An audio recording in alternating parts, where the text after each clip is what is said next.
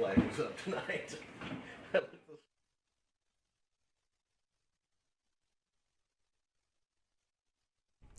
Well, good afternoon and welcome to Greenbrier. I'm JB Brazil. Alongside me, special guest Matt Wilcox. Matt, how you doing? Good, brother. How are you today? Doing well. Excited for some baseball. I believe this is the last home game of the season before districts. Is that correct? I believe that's right, unless they play here Friday. Are we home Friday? We're home Friday. Well, I stand corrected.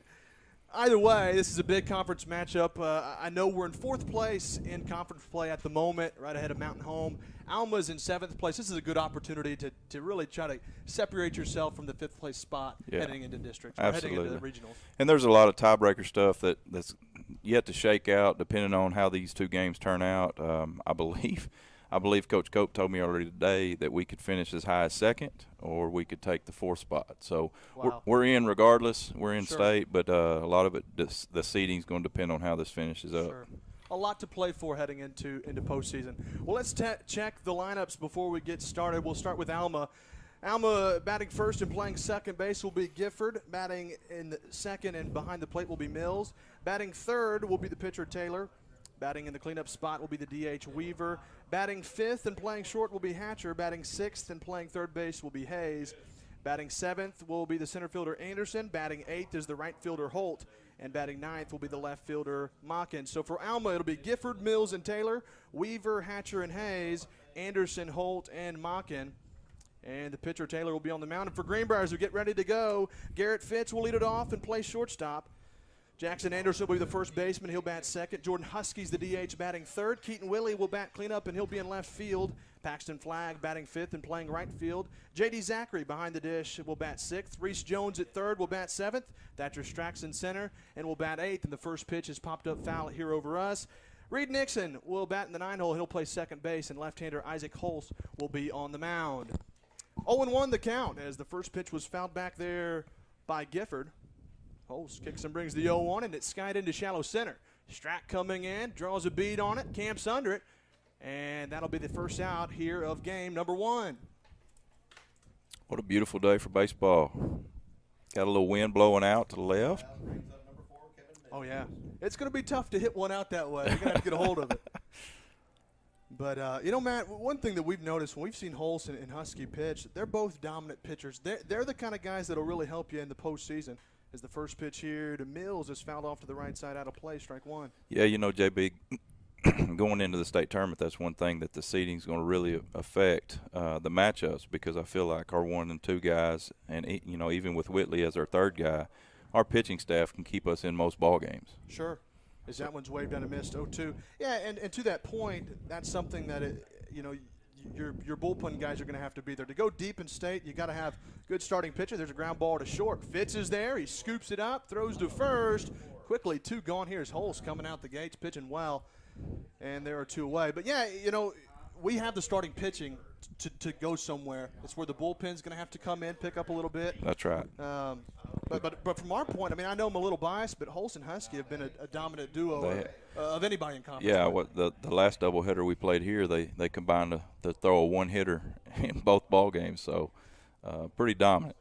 It's so impressive. As the first pitch here to Taylor is a strike, 0-1. Taylor's the pitcher for Alma.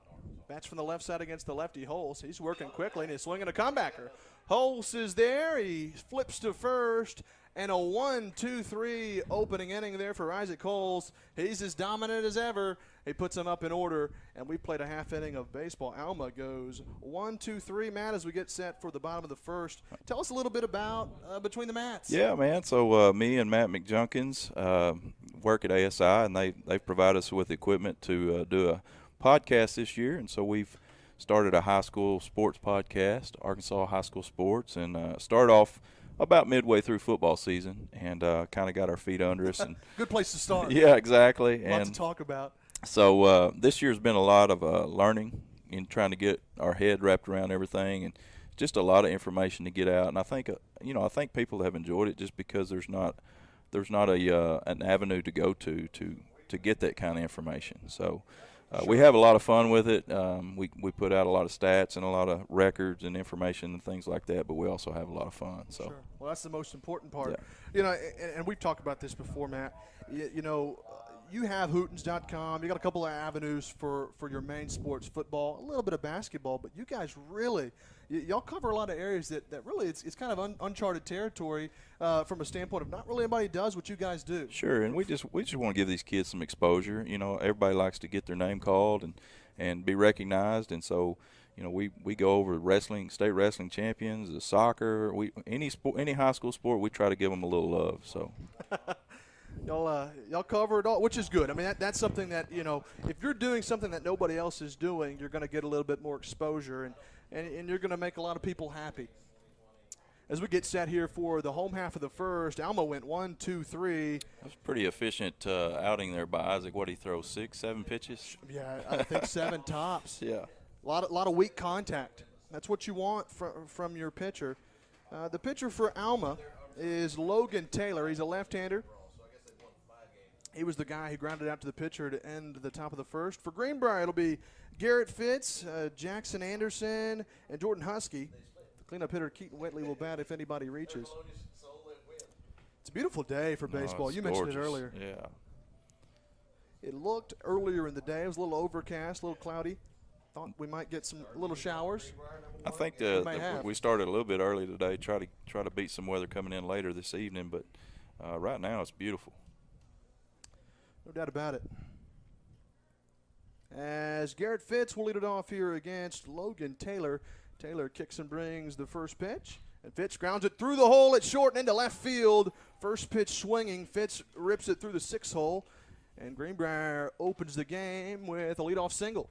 Boy, I tell you what, JB, that this game right here, going into state tournament, you'd like to really see the bats get going and them try to find a rhythm at the plate. Sure, that's been, it seems, if there is a weak point in this team, it's been the offensive side. I agree. As Jackson Anderson comes to the plate, batting from the left side, it'll be a lefty-lefty matchup. Anderson's the first baseman.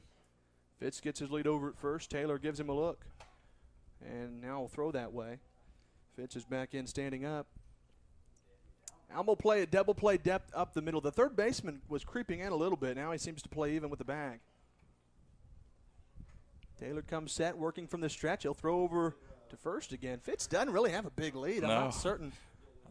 That's not much of a move either. Maybe he's just not very comfortable to come to the plate here. Sure, because he's definitely not making a move to get him out. No. And now he steps off the back row. A little bit closer that time, but still not enough to scare Fitz as he continues to get his lead. We're still waiting on the first pitch to Anderson. Lefty matchup. Taylor comes set. Now he comes home. Quick delivery, and he might have grazed Anderson. He did. He sure did. Came inside, and he hits Anderson. That's a hit by pitch, and Greenbrier's got a little something brewing with nobody out. Well, I tell you, that was close to being a balk right there. He didn't come set very long. Very long at all. He didn't. And in all honesty, it seemed to hurt him more than it helped him anyways. He came in a little too tight on Anderson. Here's Jordan Husky, the DH. He bats with runners at first and second and nobody out. Taylor's got 2 runners to worry about now, and the first pitch is high with the fastball.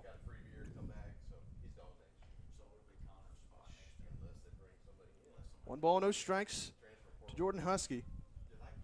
That left fielder's guarding the line. There's a big gap out in left center. Fastball at the knees for a strike. Caught the inside edge. Might have got some help from the umpire, and it's 1-1. That's a good take there. That's definitely not the pitch you want to attack. That's right. You're right. Especially heading the count. Wait on your pitch. 1-1 pitch. Swinging a slow chopper to third. It's going to be in fair play. Third baseman knocked it down, but it was in fair ground, and probably there if you're the third baseman, you got to let that one go, let it roll foul. Yeah, I mean, even if you do field it clean, you're probably not going to have a play, so take your chances that it's going to go foul there. That's right. They're going to rule it a hit, and the bases will be loaded with nobody out for Keaton Whitley, the cleanup hitter.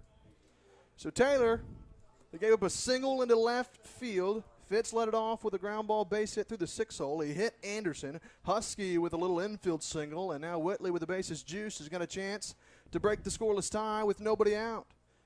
Taylor kicks and brings here. Whitley waves and misses. High fastball. Swung right through it, and it's 0-1. He was aggressive. He was pulling the trigger. He was swinging first pitch. I like it. I like aggressiveness. That's right. No balls and a strike. Taylor comes set, kicks and brings the 0-1 down and in with a fastball there. A little two-seam action, it seemed. Taylor doesn't bring a lot of heat. No, I don't think he's going to overpower you. You got to time him up. He comes set. 1-1 pitch. Off-speed pitch. That was a nice breaking ball. Floated up there and caught the outer edge, and it's 1-2. You know, it's funny to me. He's pitching from the stretch with the bases loaded. Wonder if he's just a little bit more comfortable throwing that way. Yeah, it looks to be that way. Now Whitley's got to protect the plate. 1-2 pitch from Taylor. Nice battle there from Whitley. Just poked the bat out and slapped it foul back to the screen. It'll be 1 ball, 2 strikes again. Here we are, bottom of the first. Alma went 1-2-3 holes, pitched to a gem there in the first inning, in the top half. 2 singles and a hit batter. Have put the bases loaded for Greenbrier here with nobody out. Whitley trying to battle. 1-2 pitch from Taylor. Here it comes. Way outside. Ball gets away. Fitz trying to score. Throw to the plate. It's not going to be in time. And the wild pitch allows Fitz to score, and Greenbrier's on the board first. It's 1-0. Got a good break there. Saw the downward action. Didn't second guess itself. You're right. He attacked the plate right off the mitt. And the ball didn't get away too far from the catcher. It really didn't. It didn't. He got a good jump. He got a great jump. Yeah. So now with a 2 ball, 2 strike count, if you're Keaton Whitley, just put the ball in play, maybe on the right side, up the middle somewhere. We'll get a run home. The Alma plays double, they're playing near up the middle at second and short. But Whitley waves and misses, and there's strike 3. He foul tipped it into the catcher's mitt. That'll be the first out here of the inning. And it brings in Paxton Flagg, the right fielder. They play in up at the corners there. They're going to try to potentially gun down a runner at home on a ground ball. They play just about straight away in the outfield for Flagg. Taylor kicks and brings the first pitch, and that's a good tag. That's down and in fastball. Catches the bottom half of the zone for strike 1. That is definitely not a pitch you're going to be hacking out. Even if you swing at that, you can't do nothing with it. That's right. No balls and a strike to Flagg. He waits on the 0-1. Off-speed pitch, grounded to third. They're going to let the run come home. Throw to first will be in time to get Flagg. He'll drive in a run with the fielder's choice. You know, they had the corners playing up there for the ground ball, but I guess he decided he didn't. He would trade a run for an out there early in the game, right. maybe. That's right. On the ground ball out, 5-3 the put out. Allows another run to score, and Greenbrier's up 2-0. First pitch here to Zachary is a fastball inside for ball 1. Well, that's one thing, Taylor. He's not afraid to come inside. We've seen that. He's not afraid to go low either. No, he's not. 1 ball, no strikes from Taylor. 2 gone here. In the bottom of the first. There's a swing and a drive to left field. That ball's hit well. If it's fair, it's trouble, but it's foul into the corner. Zachary turned on that one and gave it a ride, but couldn't keep it fair. He hit that ball well. No balls, 2 strikes. Yeah, he did. He squared it up. A little out in front of it. Now he's got to protect the plate. No balls, 2 strikes to J.D. Zachary.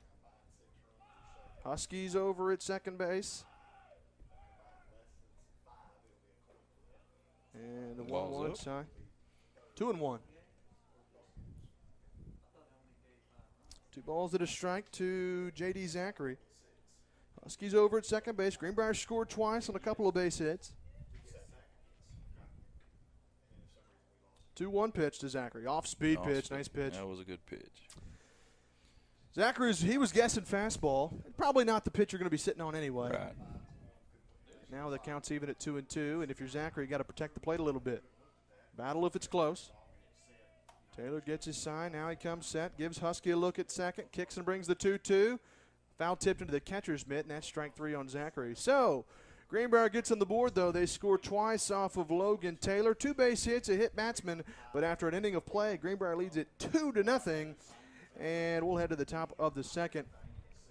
Matt, as we were, getting set for this game, You know, it's been a minute since you played here at Greenbrier, but if I'm not mistaken, we talked last time. You played second base.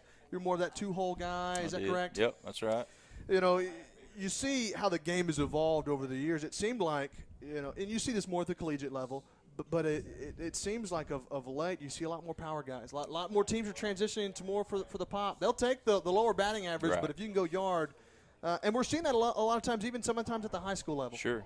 Yeah, definitely the game has changed a lot since I played. I guess it's been almost 25 years ago. You didn't have to tell us. But anyway, you know, it is, and if you follow the Razorbacks, which we do, and sure, you know, there's not anybody on the team that's hitting for just a tremendous average, but we hit for a lot of power. That's right. Right. Leading the country in home runs, and I think that, you know, you don't see Van Horn small ball a lot anymore. When he, you know, 6-7 years sure, ago he used to. He sure did. He did, and now he'll just take his chances of swinging and get, you know, runs in bunches. Sure. So. When you look about it, you look at a good average. Well, if you're hitting 340, you only got 2 home runs in a college year. Well, you may be getting out, but you're not scoring. Maybe That's somebody right. else isn't bringing you in. You may have a lower average, but if you're knocking it over the fence, you're putting runs on the board. That's what right. it comes down to. That's right. And even for the Razorbacks, pitching staff, not super dominant as we've seen in some other programs, but they'll hit with the best of them. That's why they're number one. Definitely. And you know, one thing that's helped the Razorbacks these last 3 or 4 ball games is Wicklander has kind of found his form again. Sure. And he's turning out to be the Friday night guy that we needed. So we just need about one more guy to step up. To step up, be a little more consistent. Yeah. Palette's he's shaky, rocky Right. a lot, and then you got Lockhart seems to, you know, if those guys, we've seen them have good bright Sure. moments at times. They just need to maintain that, like Wicklander seems to be doing. So here we go as we head to the top of the second. It'll be Weaver who leads it off against Isaac Holst. And the first pitch is popped up foul down the right field line and out of play for strike one. So Weaver's the DH. Josiah Weaver waits on the 0-1 from Isaac Holst. Swing and a miss. That ball was a fastball up and away. And now he's in the hole. No balls, 2 strikes. Holst, it's fun to watch him pitch. Yeah, he's what you would call a crafty lefty. Not just crazy velocity, but he spots the ball well, hits his spots, and got some good movement. Got some good movements, some good off-speed stuff. So good high school pitcher. He is. He's a big asset. The 0-2 to Weaver's popped up on the infield, to the right side of the infield. Nixon comes in at second base, coming in a long way now, and he camps under it, makes the catch for out number 1. You know, Isaac last game had a no-hitter going into the 7th, and got the first guy out. It looked like he might be able to get it done, and sure enough, got a CNI ground ball that made the way through between the short and the third baseman and ended the no-hitter. But that's tough. Yeah, he was disappointed, definitely. Here's Hatcher, the shortstop, and he swings and fouls it off to the right side. Well, you know, it's always tough, and you know, you always tip your cap because he pitched well anyway, but sometimes it's just those little lazy hits that find a way. That's right. Find a way through. It's 0-1 now to Hatcher. Off-speed pitch here's up and away. 1 ball, 1 strike. Hatcher's the shortstop for Alma. Waits on the 1-1 from Holst. Outside away with a fastball, 2-1. Derek Hatcher, the shortstop. He's a right-hander. Holst is behind in the count, 2-1, and another fastball here up and away. Misses, and now Hatcher with a 3-1 count will be sitting on something to drive. Holst got to make a quality pitch here. 3-1, kicks and brings it. Swinging a little lazy fly to right field. Flag going back. He's got room near the line, makes the catch, and there's out number 2, and Holst making it look easy. Fell behind a little bit there, but made some quality pitches. Yeah, you bet. It's the lazy fly to left, or to right, excuse me. And it'll bring in the third baseman, Lucas Hayes. Another right-handed hitter. Hayes in that first inning, he was at third and tried to field that ball that was down. A little infield swinging bunt. Swings through that one. Waves and misses at the first pitch there from Holst, and it's 0-1. Holst quickly delivering again. Swing and a miss, blew another fastball by, might have been foul tipped, and now he's in the hole, no balls, 2 strikes. Holst Trying to work quickly. Here he comes again. 0-2 pitch. A little bit low there. It's 1-2. Hayes, the right-handed batter, waits on a 1-2 now. Got to protect against holes. Kicks and brings the 1-2. Waves and misses. Got him to chase a fastball out of the zone, and Holes gets another 1-2-3 inning. It seems like that's all we get from Holes. It's just a dominant performance. As we've played an inning and a half here in Greenbrier, our Panthers lead it 2-0. Isaac Holtz got a no-no going through 2 as we head to the bottom of the second inning. We'll be right back after a word. Well, I don't know if we got our sponsors or not, but we'll be back nonetheless.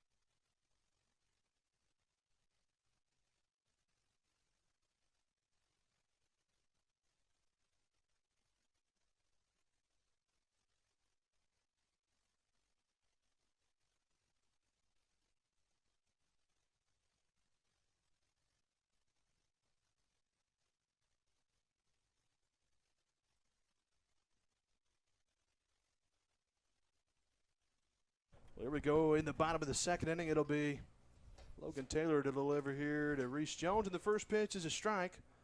0-1. In between the next inning, we'll have half inning. We'll have Coach Wood come in here and talk about the tiebreak rules for postseason. The 0-1 from Taylor's another off speed to Reese Jones, and there's strike 2. Taylor hadn't shown Jones a lot of the heat just yet. No. Comes with a junk. He's got it 0-2. Jones got to protect the plate. Taylor from the windup kicks and brings the 0-2 pitch way outside. Floats that one out and away. That was an easy take for Jones, and it's 1-2. We're in the bottom of the second inning. Greenbrier leads it 2-0. 1 ball, 2 strikes. Jones got to protect.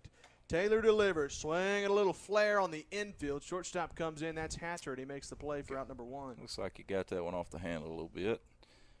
You know, the good thing about Greenbrier is even if you do get behind a kid like this with not great velocity, if you'll just work the middle of the field, let the ball travel to you, and just sit back, I don't think he's going to blow one by you. That's right. No, yeah, you're right. He's not going to come in and blow you away with anything. He's a junk pitcher, you can tell. And he'll throw here to Thatcher Strack, and he catches the bottom inside corner of the zone down and in for a strike. He's hit that a couple of times tonight. He's owned that spot so far. He sure has. And, you know, from his standpoint, why not? Keep throwing it if he's calling it. The 0-1 to Strack out in front of an off-speed pitch. Might have chased it a little bit. It's 0-2. Looked like a little change-up there. Well, Taylor, gave up 2 hits in the first inning and a hit batter, seemed to have some control issues. He's settling in here in the second. They got Jones to pop out to the shortstop. He's ahead in the count here to Thatcher Strack 0-2, and he misses outside. Good 0-2 pitch there. And that's the thing with a guy with his velocity, you really got to nibble when you're ahead in the count like that. You can't juice something up, throw it over the plate, he'll hit a long way. 1-2 pitch. Off speed, outside again. 2 balls, 2 strikes. The count's even at 2-2. Greenbrier got 2 runs in the home half of the first. Jones starts off here at the bottom of the second with a pop-up to short. 2-2 to Strack, and he pops him up on the right side of the infield. In foul ground, the first baseman coming over near the dugout. Nice play. Wow. He makes the catch up against the railing of the dugout. That's a tough play. That's a tough play. 2 are gone. Good concentration there. That was a great play there by Mockin. And 2 are gone. It'll bring in Reed Nixon. the second baseman. He's the 9-hole hitter for Greenbrier. Bats from the right side. You don't need to. First pitch coming here. Nixon swings, fouls it off to the right side out of play. Strike one.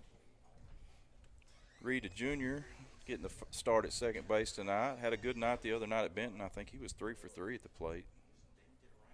Wow. That's batting 1,000's always nice. It helps the average a bit. I guarantee you. No balls and a strike to Nixon. Oh, man, that's a tough one. Little slow two-seamer catches the outer edge, and it's 0-2. That's a good pitch there from Taylor. I mean, if he's calling the strike, that's where you want to hit it, but that is tough. Not much you can do with that if you read Nixon. That's a good take. Got to protect the plate now. 0-2 from Taylor. Swinging a chopper, slowly hit up the middle. Second baseman ranging to his left, or excuse me, his right, makes the play and throws Nixon out to end the inning. So Greenbrier in the bottom of the second goes 1, 2, 3. We'll head to the top of the third. We'll actually have a word from Coach Wood talking about the tiebreaker. We get Coach Wood on here.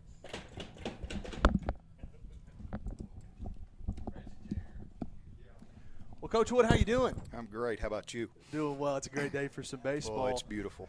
So, as it stands, we're in fourth place in the conference right now, and heading in. What's getting close? What, about a week away from postseason? 1 week from Thursday, the state tournament will start. I believe that's the 13th. Okay.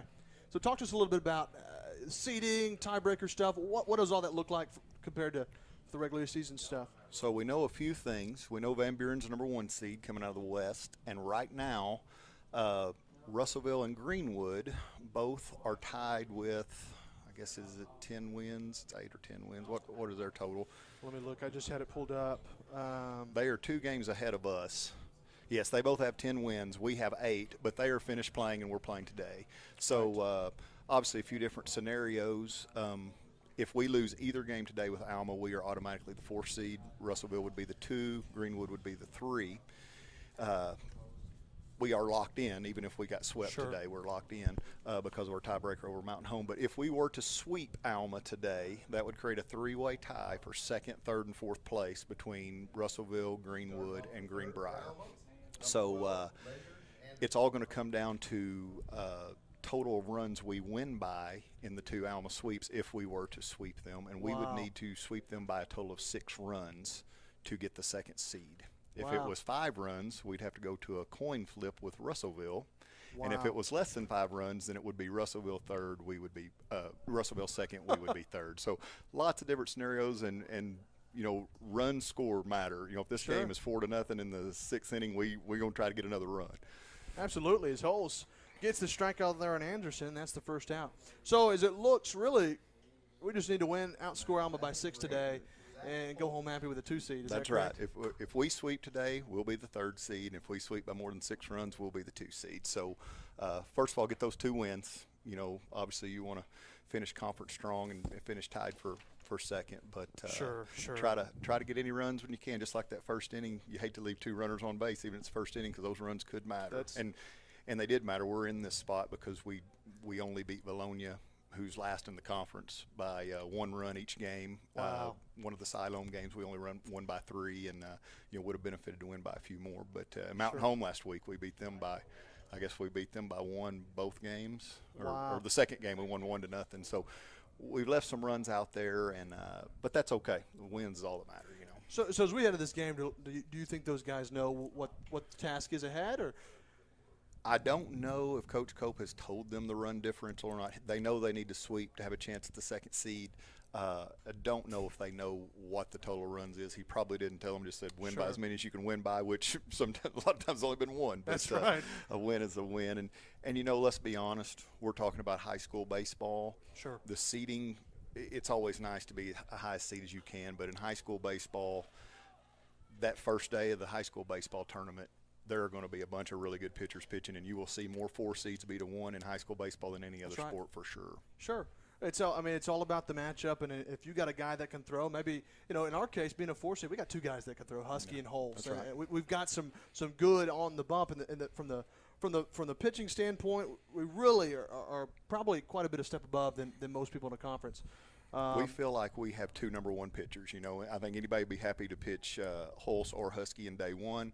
What you hope is you go and you win day one, and maybe Isaac does what he's been doing, which is pitch a complete game, and so you got Hulse at full strength for day two. But sure, who knows? You may have to bring Husky into. You do whatever you have to do to win the right, first that's one to exactly get to the right. second one. And you know, we're set up pretty nicely. It seems there was a base hit there for Alma as they've got a runner aboard now. That was Holt. It brings in the left fielder Mockin. Well, Coach, what do we appreciate you stepping in with us and talking about a little of that stuff. You're going to head to the soccer game eventually at some point today. What is our soccer team looking like? Soccer is set. We know where we stand. Our girls are the 5A West Conference champions. Wow. First time in 10 years. Real impressive. Had to go to Siloam Springs, a traditional power, and win, and they did. So they are the soccer champions. They'll be the 1 seed from the West, and our boys are the 4 seed from the West, which is no easy task because we have, in my opinion, by far the best conference in the state. Wow. And even as a 4 seed, we think we can go win a game or two in the state tournament with our boys soccer team. There's a great bunt put down, but a heck of a play by Reese Jones to get him. He charged in. That was a tough play. He was bidding for a base hit there, and Jones took it away from him. Wow. So from a standpoint, athletics, Greenbrier's looking great. We're looking good. We softball has a big game at Alma today, and I'm sure there's some Alma folks listening, but softball is in kind of the same situation as baseball, but the problem is they're in a tie for third, or they're trying to get a tie for third, fourth, and fifth. Oh, so there's a chance to not make it. So either Alma or Greenbrier after today's softball game will not go to the playoffs. One of those two teams won't, and obviously if you sweep, you're in. And if you split, we have to beat them worse than they beat us because they have more total runs. So let's just say they beat us, 3-0. We would have to beat them 4-0 in the second game. So there's a whole lot riding on that softball game at Alma, and we sure hope they can get in. That would get us all 4 of our teams in the state tournament. There's a pop-up foul out of play. 2 gone here in the inning. Alma's got a runner at second base. Greenbrier trying to get out of the inning, but wow, that's there's a lot on the line. It's fun stuff, yeah. So they're on the road. They're on the road. We were supposed to be on the road with this game today, right, but the pictures I saw of Alma's ball fields were crazy after that rain. Their baseball field was totally underwater, I think, as of Friday, and just no way they could get it ready. I think their softball field sits just a little bit higher, and it was really wet, but they were able to get it ready to play today. So we're supposed to be in Alma, but we're getting to play here, and I'm sure we'll return that trip back to Alma next year to even things up. Sure. This is the 0-2 from Hulse here. He's up and in 1-2. But our guys did a really good job getting our field ready. It's in great shape. I was out there earlier today, so they're getting it looks great, yeah. From the looks of it, you couldn't tell there was anything wrong with it. No. I've never seen somebody work harder on a ball field than Coach Cope does. He is up here all the time. He lives out here, He lives out here. And Hulse lost Gifford there as the 1-2. Had a lot of break to it, but it broke a little too much. Hit batter there. That's Gifford reaching, and it'll bring in the catcher Mills with 2 gone and runners at first and second. Kevin Mills. Well, Coach Wood, that's exciting. A lot of exciting stuff. We got football to look forward to coming up, and shoot, really, August, September, it starts kicking off. It's It's not right far around away, the corner. And obviously we're all just proud, and I know all these schools are, to still be playing ball, right, to get to play. Sure. And if you'd have told us at the start of this deal that we were going to we didn't cancel one game this year on our end from the COVID stuff, and it's just a real tribute to the kids in this state and the coaches in this state that had their kids do right and protect themselves. And so we're proud to finish this, and we just hope come August next year we're just thinking about sports and not worrying about any of that stuff. Sure. And right now it's trending that way, and we hope to keep it that way. But as of right now, our summers are planned as a normal summer. We're having youth camps and 7-on-7s and team camps and all that. So we're planning on doing everything business as usual. Which is huge for the kids. I mean, just being able to get out there and play, because especially if it wasn't a kind of a wake up call for everybody that how privileged we are to get to do certain things. Yes, we are. It's huge for those kids to kind of a lot of kids got their graduation taken away, or at least altered from the norm. A lot of things were changed, and to see things kind of getting back to normal a little bit is definitely a breath of fresh air, especially for you as the AD. Man, it's good. Last year was just absolutely gut-wrenching for the seniors and even the juniors. It took some of these baseball, softball, and soccer kids, you could tell it took them a while to get back in the groove because they missed a year of ball, and it took coaches a while to get to know who they were. Some of those kids would have been JVers competing for varsity spots, and it just eats you up to think those kids lost that senior year, and you know, we as fans got cheated out of some stuff. We had possibly the best baseball player in the history of Greenbrier, Caden Wallace, batting 3-hole for the #1 team in the nation, and we didn't get to see him, you know, have his senior year and stuff. So it was tough on us all, but we're certainly glad we're back doing what we're doing. Absolutely is. Holst gets the strikeout to end the inning. We'll head to the home half of the third. Greenbrier leads it 2-0. And like we said earlier, if Greenbrier is going to take the 2 seed, they're going to have to win both games against Alma today, and they're going to have to win it by 6 runs or more. They are up 2-0 now. Still a lot of work to do, though, Coach Wood. Thanks for joining us. Man, I appreciate it. And listen, I tell you guys this, but I haven't got to do it on the air. We appreciate you guys so much. Y'all have saved us this year in COVID with people who couldn't come or were uncomfortable to come. I just hear about it all the time, how great y'all do. The production's great, multiple cameras and different announcers, and it's just been good. I heard great things from other schools. Hey, appreciate your live stream crew, you know, doing the game and letting us listen. So just really appreciate all the work all you guys have done. And for those of you out there that don't know, these guys are volunteers, and they're working out of the goodness of their heart, and it's just really great what they're doing for our program. Well, Coach Wood, we appreciate it. You know, I enjoy doing it. It's fun. It's something I've always liked to do, and it kind of gave me an avenue. But, I mean, you know, from Sean, Mathis, Talon Newton, a lot of those guys, Matt McJunkins, Matt Wilcox. I mean, you know, it's just one of those things where guys are stepping in, like you said, coming in, helping out the community, and just doing something that they enjoy doing and being around those kids in sports and an avenue to let these kids – I mean, you know – a few years back, this wasn't even a thing to be able to broadcast a game where a kid can go back and see his actual replay. It's pretty special. It's fun to be a part of it. It's great, and we certainly want everybody's tails back in the stands next year. There's nothing better than being there and being loud for your Panthers, but we're glad to provide something for those who can, or they're out of town, or grandma lives in Texas or whatever, and it's the second best thing to being at the game. And I'll go ahead and tell you, this is breaking news, but we are going to extend you guys volunteer contracts through the next year, just 100% what we did. So y'all get to come back and volunteer for us again next year. Well, how about that? Well, where do I sign on the dotted line? Aren't we nice? There's a swing at a foul ball off here in the bottom of the third. That was Garrett Fitz leading it off, and snowballs and a strike. The lefty Taylor, he's been good today. He's held Greenbrier to 2 runs. He got a 1-2-3 inning in the bottom of the second. Fitz trying to start things off here in the bottom of the third. The 0-1 pitch from Taylor is a 2-seamer outside. It's 1 ball, 1 strike. As Matt Wilcox. I believe that Taylor, the pitcher, and y'all may have already said this, I believe his dad is a sports writer, or was a sports writer for the Southwest Times Record in Fort Smith from my days back in that area. I think Kevin may have retired from now, but I think that was his dad. And which one was that? The pitcher. Oh, wow. Oh, Taylor. 2-1 pitch to Garrett Fitz. Taylor from the windup again. High fastball. Now it's 3-1. So if you're Garrett Fitz, you got a 3-1 count. You are going to be sitting on something to drive. Just trying to find a way to get on. Your leadoff hitter. Either sit on something and square it up or try to draw a walk. Taylor got to make a quality pitch here. The 3-1 to Fitz. Off-speed pitch ripped to third. That's going to get through for a base knock. It slowly hits, so Fitz trying to dig it for a double. The shortstop out to get it, but Fitz will be in standing up, and a leadoff 2-bagger for Greenbrier. This is what you need if you're trying to get to that 6-run differential. Yes, sir, and Garrett Fitz is the epitome of a Greenbrier baseball player. He is going to go full speed just like that. Could have easily been happy with that single, and he never slowed down going past first and was a stand-up double. He was hauling it. And that kid will do whatever it takes to try to win a ball game, I'll promise you. Now, Coach Wood, you were telling me a little bit. You grew up – where all did you grow up? I grew up in Charleston, Arkansas, which is about 20 minutes from Alma. Okay. So you knew the whole Ty Story family well, huh? Yes, sir. Ty Story was my ball boy, and when he was in the 6th grade, we won the state championship in football, and he was my ball boy. And I actually left after that. I guess he was in 5th grade. I left the next year, so not very smart to leave when you got that kid coming up. That's right. He's a tremendous athlete. It's a pickoff move to second base. Fitz is back in sliding. Alma's athletic director, Doug Lockridge, was my assistant there and took over that job and won several state championships with Ty as the quarterback. You built the program, right? Yeah, Is that where it went? I left him that. And he couldn't have done it without me, obviously. I sure hope he's listening. That's funny.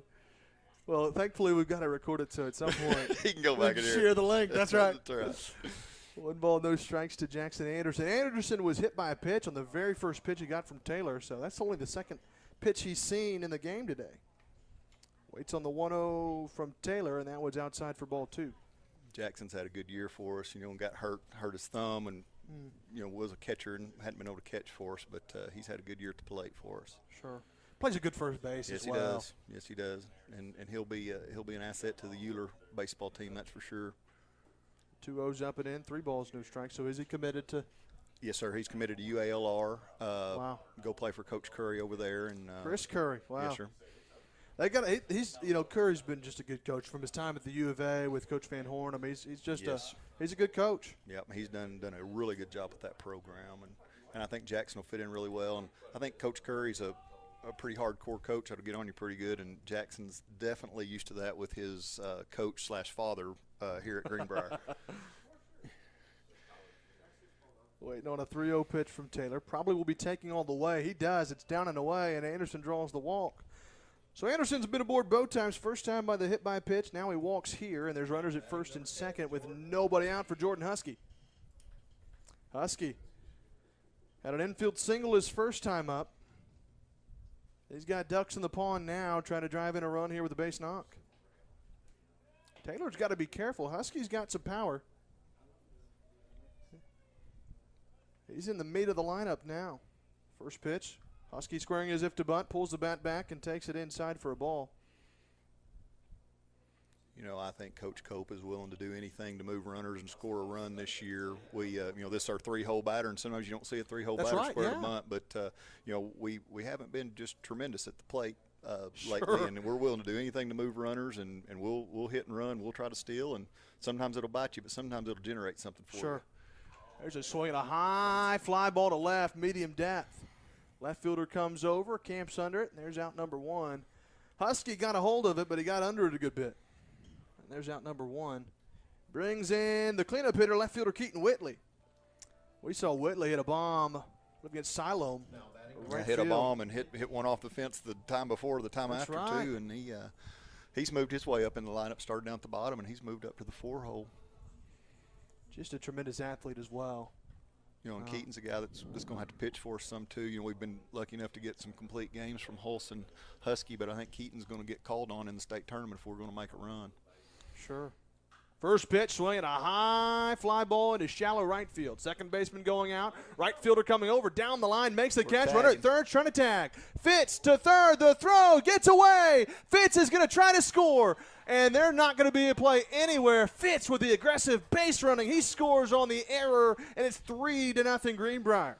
And heading to second base was Jackson Anderson. The right fielder forgot we had somebody on second there and kind of relaxed before he threw it. And Fitz put that pressure on him, and that's what you do, and take those chances, and sometimes it pays off. That's right. So as it stands right now, and there's still a lot of baseball to be played, but if we were to hold this and somehow equal this amount in the next game, be 6 runs ahead, we'd be the 2 seed. And you can only count up to 5 runs a game, so even if you won this game 10-0, it would only count as 5 runs. Gotcha. Yes, sir. But obviously, if you win one by 5 and you win the next one, you're going to get your 6, obviously. Sure, right. Here comes Paxton Flagg, a bat with a runner at second and 2 gone. First pitch from Taylor's inside. Might nearly hit him. And it's 1 ball, no strikes with 2 gone. Got to get him a bag of your shirt. That's right. Just dip that elbow down just a little bit. No. Flagg's had a nice year for us, playing as a 9th grader, which is hard to do in our program, and moved him to right field, a place he hadn't played a whole lot in life, and he's done a great job. He takes the 1-0 pitch in there for a strike. Yeah, and his older brother Connor's at UCA playing, which, obviously was part of Caden's class. A lot of good athletes have come through this program. Yes, sir, and it's a really neat story.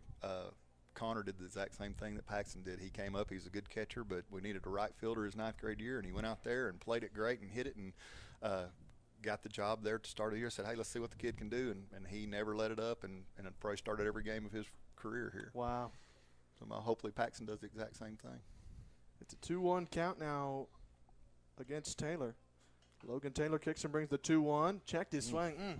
Might have caught the inside edge. That was an awful inside pitch, but the nice call there to take, and it's 2-2. Not a lot you can do with that anyway if you're Flax. That's a good take. No, that's a good pitch, and we think it's a little bit inside here, but he has been very consistent calling that. And that's exactly Taylor's right. shooting at it, and he's smart to do it. 2 balls, 2 strikes, swinging a line drive to center. That ball's hit well, but the center fielder seems to have it measured, and he does to end the inning. But Greenbrier adds another run, 3-0. They had a double to let it off by Fitz. He scored on the throwing error.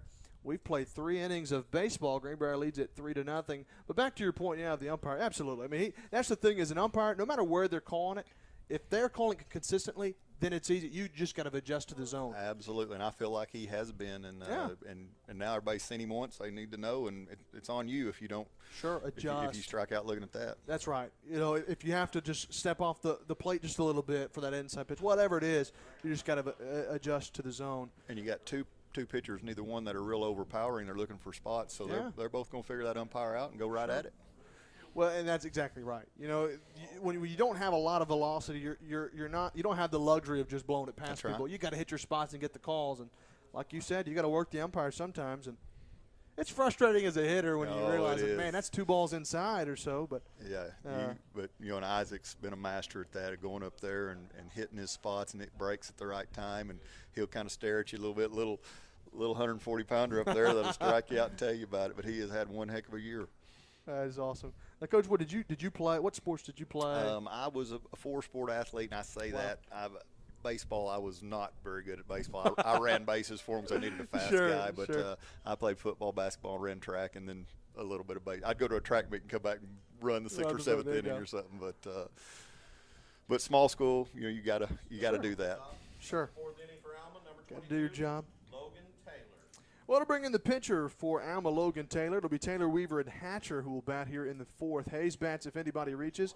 Isaac Holes has a 1-hitter going through 3. And, Coach, he's been dominant. We've seen that all year long from him and Husky. It's almost a blessing and a curse, and what I mean by that is they pitch so much that sometimes you don't really get to go to the pen a whole lot and get those guys some experience. That's 100% right, and we've had some of our midweek games rained out, and we haven't been able to get a whole lot of work with our other guys. And like I said, somebody like Keaton Whitley, I believe he pitched a pretty good game at Benton the other night, finally got some good innings, and Coach Copa said, hey, I'm counting on Keaton and I'm trusting him, but we haven't had to use him in these conference games, and so you're exactly right. It's great to have 2 guys pitch, but it makes you nervous for the long run. Sure. We ran into that a few years ago when we who did we have? I can't remember who. Hunter Milligan was one of them, and somebody else. And anyway, they would just pitch complete game after complete game, and it did bite us a little bit in the state tournament. Well, because when it gets to that point, you got to have the pitching staff to carry you. Yes, sir. You got to have you got to be prepared to put at least 6 guys out there in that 3-day tournament. Right. Well, the first batter was out. That was Taylor, struck out looking. The pitcher Holes pitched very well, and the first one here is chopped foul over to the right side for strike 1. I tell you, Isaac likes to work fast too. You better be up there and be ready to swing because he's fixing to pitch it in a hurry, and obviously spectators love that part of it. Sure, it makes the game a little faster. It does. They've talked about that even at the collegiate and major league level, putting that timer up there, because that's the thing about the sport of baseball. You've got basketball and football. They've got timers. They've got clock. It's all about, there's a time limit, and it will finish within that. There's not really one for baseball, and theoretically it could never end if someone kept on scoring, which is why they have that. So exactly, to see a guy that pitches as quickly as Holes, it definitely makes the game a little quicker. 0-2 pitch, softly fouled back. I heard Matt mention earlier about Isaac having the no-hitter last week, and Coach was going to pull him out in that 7th inning and left him in just because he had the no-hitter, and Isaac really wanted it, and the hit was just – I think it was between the pitcher and second base. It wasn't a hard hit, just one of those right place, right time. But I know that really frustrated him. And then the crazy part was that Husky came in and pitched a no-hitter after that, so we were that close to back-to-back no-hitters. And Holes, I mean, that's frustrating as a pitcher too. But when you pitch that well, I mean, it's very impressive, the staff that we have with Holes and Husky. I mean, it's just. You just don't see that often. No, it's a pretty special thing. It is, and Husky's only a junior, and Hulse obviously will lose him to graduation. And we've got some other good pitchers over there, and we hope one of them will be able to step in and take that role next year as a everyday conference starter. That's right.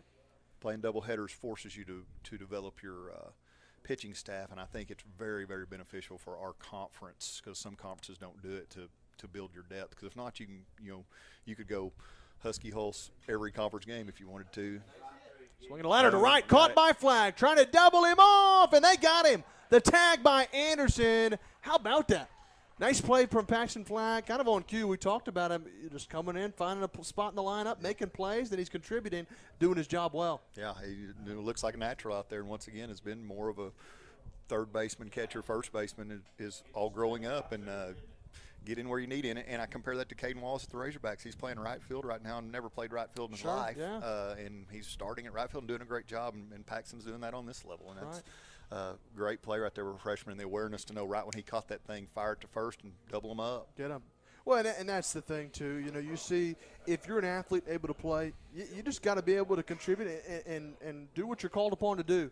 You know, and that's what Caden's doing. You see him out there, I think it was against LSU, made an opening play of the game, made a diving play out there in right field. And athletes will do that. Paxton Flagg's definitely that. Made a nice play out there in right. And that's one thing, you know, these pitchers can go up there and fire strikes, because I do believe that these pitchers trust their defense to help them out if the ball gets hit. And for the most part, we've played really nice defense this year. Well, it definitely will bode well for tournament play, that's for sure. As the state tournament gets a little closer, a week away from Thursday. A week away. It'll be exciting. We're going to all parts of the world of Arkansas. We're going to Siloam Springs in soccer. We're going to Mountain Home in softball if we're fortunate enough to make it, and we're going to Jonesboro in baseball. So even though we're centrally located, we're about as far away as we can be. To get to travel. When will we know, for baseball at least, who we're playing? I am not for sure. We're playing the South. We do know that. I'm not for sure if their conference ends tonight or ends tomorrow or not. They may play through Friday. I have not looked that far because we just didn't know where we were. Right. Here's a softball update for us. We were up 2-1, and Alma hit a home run to make it 2-2. I do not know what inning that is, but softball's locked up 2-2. As Paxton, that's not Paxton Flack. Who is that? That's J.D. Zachary leading it off here. Boy, JD's had a good year behind the plate for us. You know, he's one of those guys we didn't get to watch play last year as a catcher, and I'd never seen him much, and I've just been really impressed with his catching ability for us. He bats from the right side. He struck out his first time up, but with the 1-1 here, that's a tough pitch. Outside corner, not much you can do. It's a good take. It caught the edge for strike two. Yeah, he couldn't do much of that. Once again, I think this ump's giving you a little bit on both sides. Sure. And we're going to have to. He's expanding the zone. He's a pitcher's count for sure, a pitcher's zone at least. The 1-2's chopped foul outside third. And it'll be 1-2 strike again.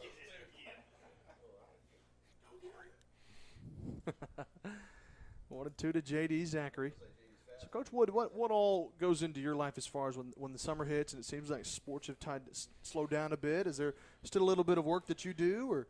Summer's really good for me. You know, the biggest part of this job is just your time away from home and your family. You know, it's a lot of times like right here, I'm at work, but I'm enjoying a baseball game, and that's and hopefully nothing bad happens out here with parents or kids or anything, and you just get to enjoy a game. But being gone's the biggest part. So summer, I get to go home at a normal time and that's good. And hang out with the family. And there's you're getting prepared for next year with scheduling and just things like that, and team camps and youth camps. But that's our best time as an athletic director is probably your June and your July. You know, it's kind of your time. Slower. It's a slower right. season. That's Sure. right. Always, you get to go home before call. There you go. And that's a big deal. Sure. Well, we appreciate what you do and just all the countless hours you put into the programs to make them what they are. Well, it's a neat job to have, and you're getting to be around kids, and when you're in Greenbrier, you're getting to be around good kids. Sure. And there's always going to be somebody that doesn't like something that we do, but for the most part, we have very supportive parents, and our kids act right on the field, and it makes your job a lot easier. And we may not win every game, but by gosh, we give our best effort. Sure. You can tell that from our kids, and it's a joy to coach them and watch them. As the 1-0 pitch is popped up to the right side there. First baseman coming over a long way, kind of over to the second baseman's territory, but he makes the play for out number 2. J.D. Zachary made a bid for a base hit to lead off the inning, but a nice play by Hatcher at short. Deep in the hole, gunned him down.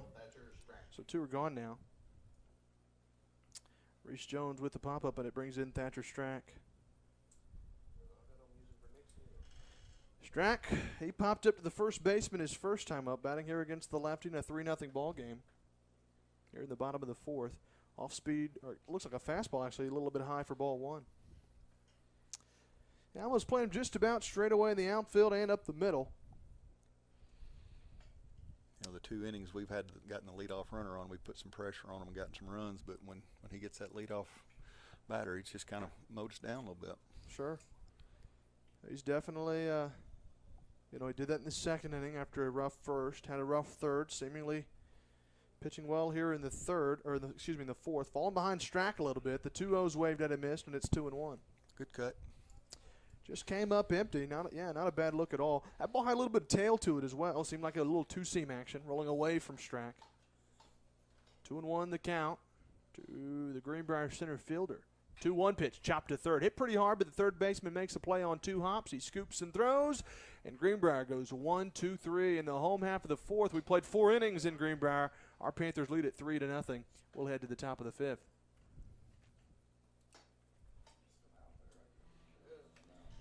We get set to head to the top of the fifth. Alma will bring in the 6, 7, and 8 hitters, Hayes, Anderson, and Holt. Mock and bats if anybody reaches. Holtz has got, given up 2 hits through 4 innings. Pitching well. Trying to keep it that way.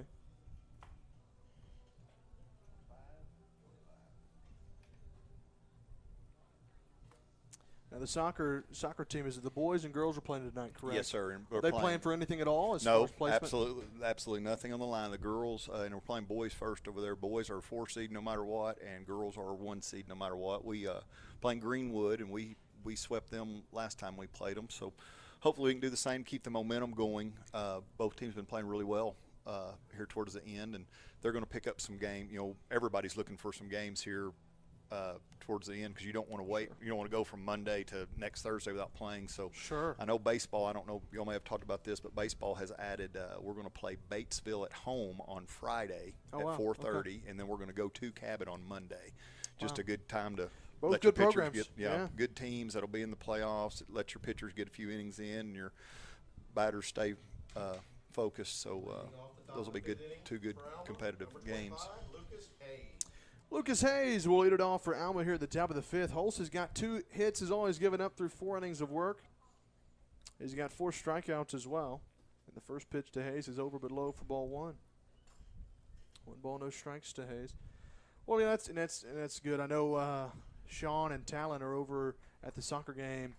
They've got that game live streamed as well. So we got 2 broadcasts going at the same time, which is pretty neat. Which is real neat. I mean, there's not a lot of high schools that have the capabilities of broadcasting 2 games at once and the personnel people to do it. So sure. It's really cool that y'all do that. And once again, we just hear from people all the time that appreciate it.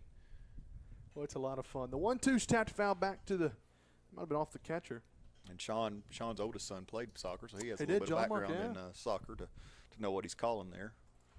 That's right. John Mark was a great athlete, playing at Hendricks now. I think Coach Brazier, our new soccer coach, is already trying to work on Jacob, trying to talk him into playing his senior year after football and basketball season's over. I don't know if he'll make any headway, but it's sure worth a shot. Sure worth it. That's right. Man, both those boys are heck of athletes. The 1-2's chopped slowly to short. Fitt's going to have to charge. Ranges to his right, makes the play, and throws Hayes out at first. Fitz did a great job of charging that ball. That ball was slowing down really quick, and he knew what he had to do. Kind of circled around it. Nice play there. Now batting number 12. Leadoff batter's gone. And it brings in Anderson for Alma. He'll bat from the right side. Holtz delivers, swinging a chopper. That one foul tap to the plate, and it's 0-1. No balls and a strike as the leadoff hitter is gone here in the fifth. One thing Holtz does, and that's why he's able to get those complete games, he does not mess around and get deep into counts. He throws strikes, trusts his defense, and that's why he's able to pitch these complete games with about 80 pitches.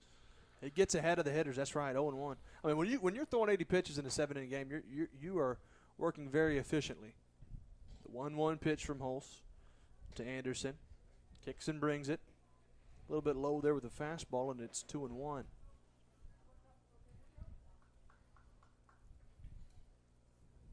Anderson struck out his first time up.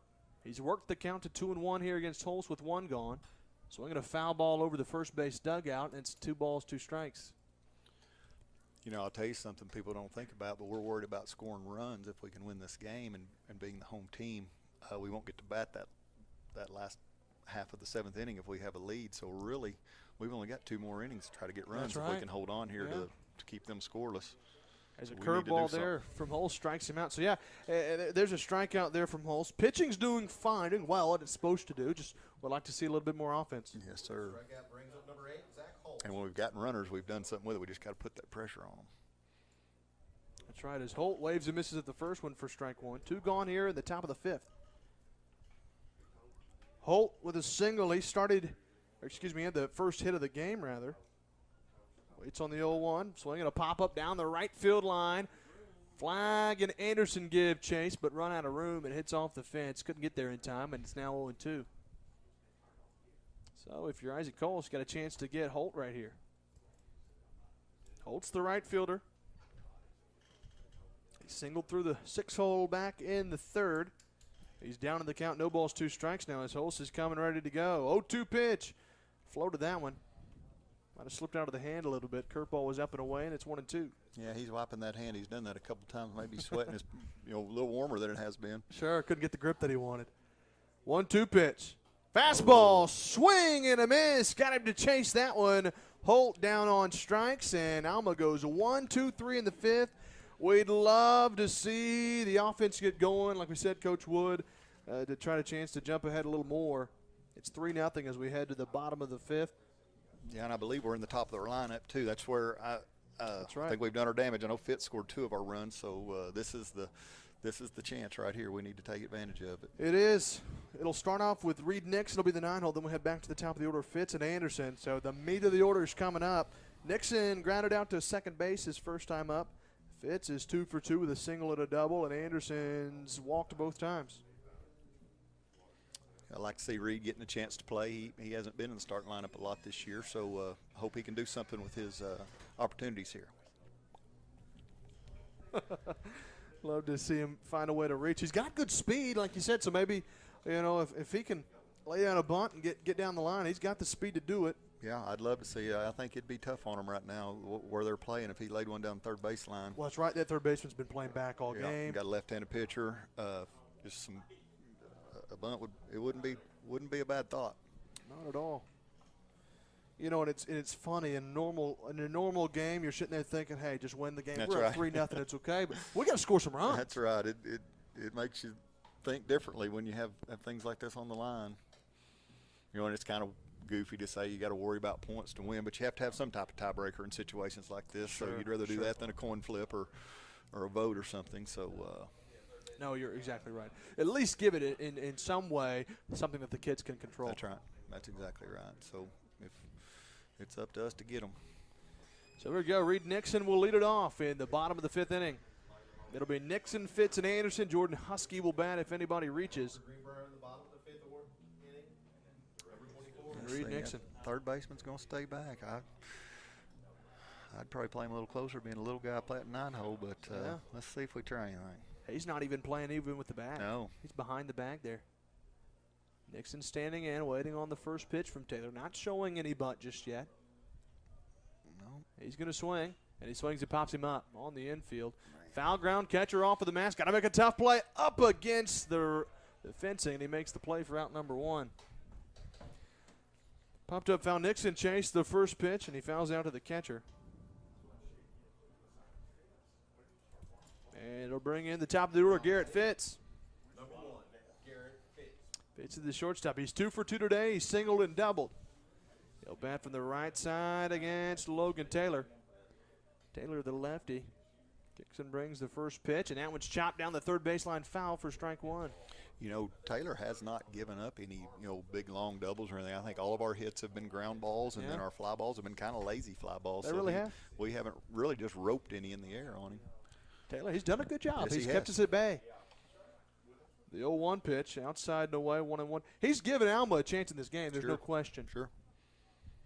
3-0 lead is not a super comfortable lead. Unfortunately for them, Holtz has not given them a chance in this game. That is right. Holtz he shut the door for sure. The 1-1's line towards right center. That's trouble. That's going to get over the right fielder's head. It's going to go to the wall. Right fielder cuts it off, and Fitz will have a double. Thought that ball was hit a little more sharply, but right fielder got there in a hurry. That was Holt who cut it off. Fitz with a 1-out double to right center. He's 3 for 3, and now there's another 2-bagger. So just as we say we haven't gapped one, we gap one. That's right. Keep saying it. That's right. We also had to hit a home run today. That's right. Jackson's not got a chance to hit the ball yet. That's right. He's been walked and hit by a pitch. If we're going to hit a home run, this is our guy, I think. Here we go, Anderson. He bats from the left side against the lefty, Taylor. It's a lefty-lefty matchup. They play him pretty close up the middle, the shortstop and second baseman. They'll play in at first base. Anderson waits in the first one, and it's down and away for ball one. Obviously, they got to worry about Fitz out there. They've seen his aggressiveness on the base paths. He's got so some far wheels, today. yeah. Not afraid to try to take an extra base. There's not a whole lot to lose anyways. Might as well.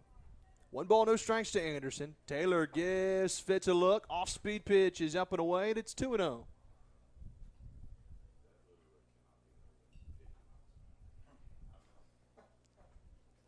Taylor's done a good job keeping Greenbrier at bay. He's given up 3 runs on only 4 base hits. The 2-0 pitch, they'll step off the rubber and look Fitz back to second. Sure leaving a big old gap over there between third and short as they're watching Fitz pretty close.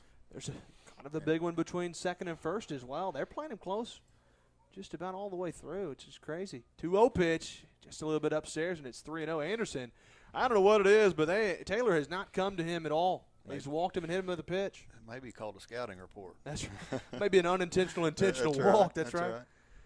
3 balls, no strikes. Taylor gives Fitz a look. Anderson most likely will have a green light all the way. That one's not close. A little bit low, and Anderson walks. I'm not sure of the batting averages, but I would say Jackson will be either 1 or 2 on our team. I think he and Husky are both up there pretty good, and then we have a little drop off.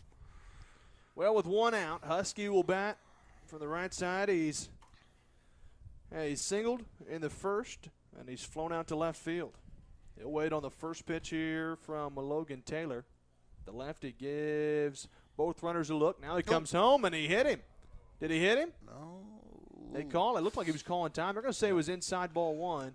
He might have anticipated it hitting him. He sucked in his gut just a He little sure bit too did.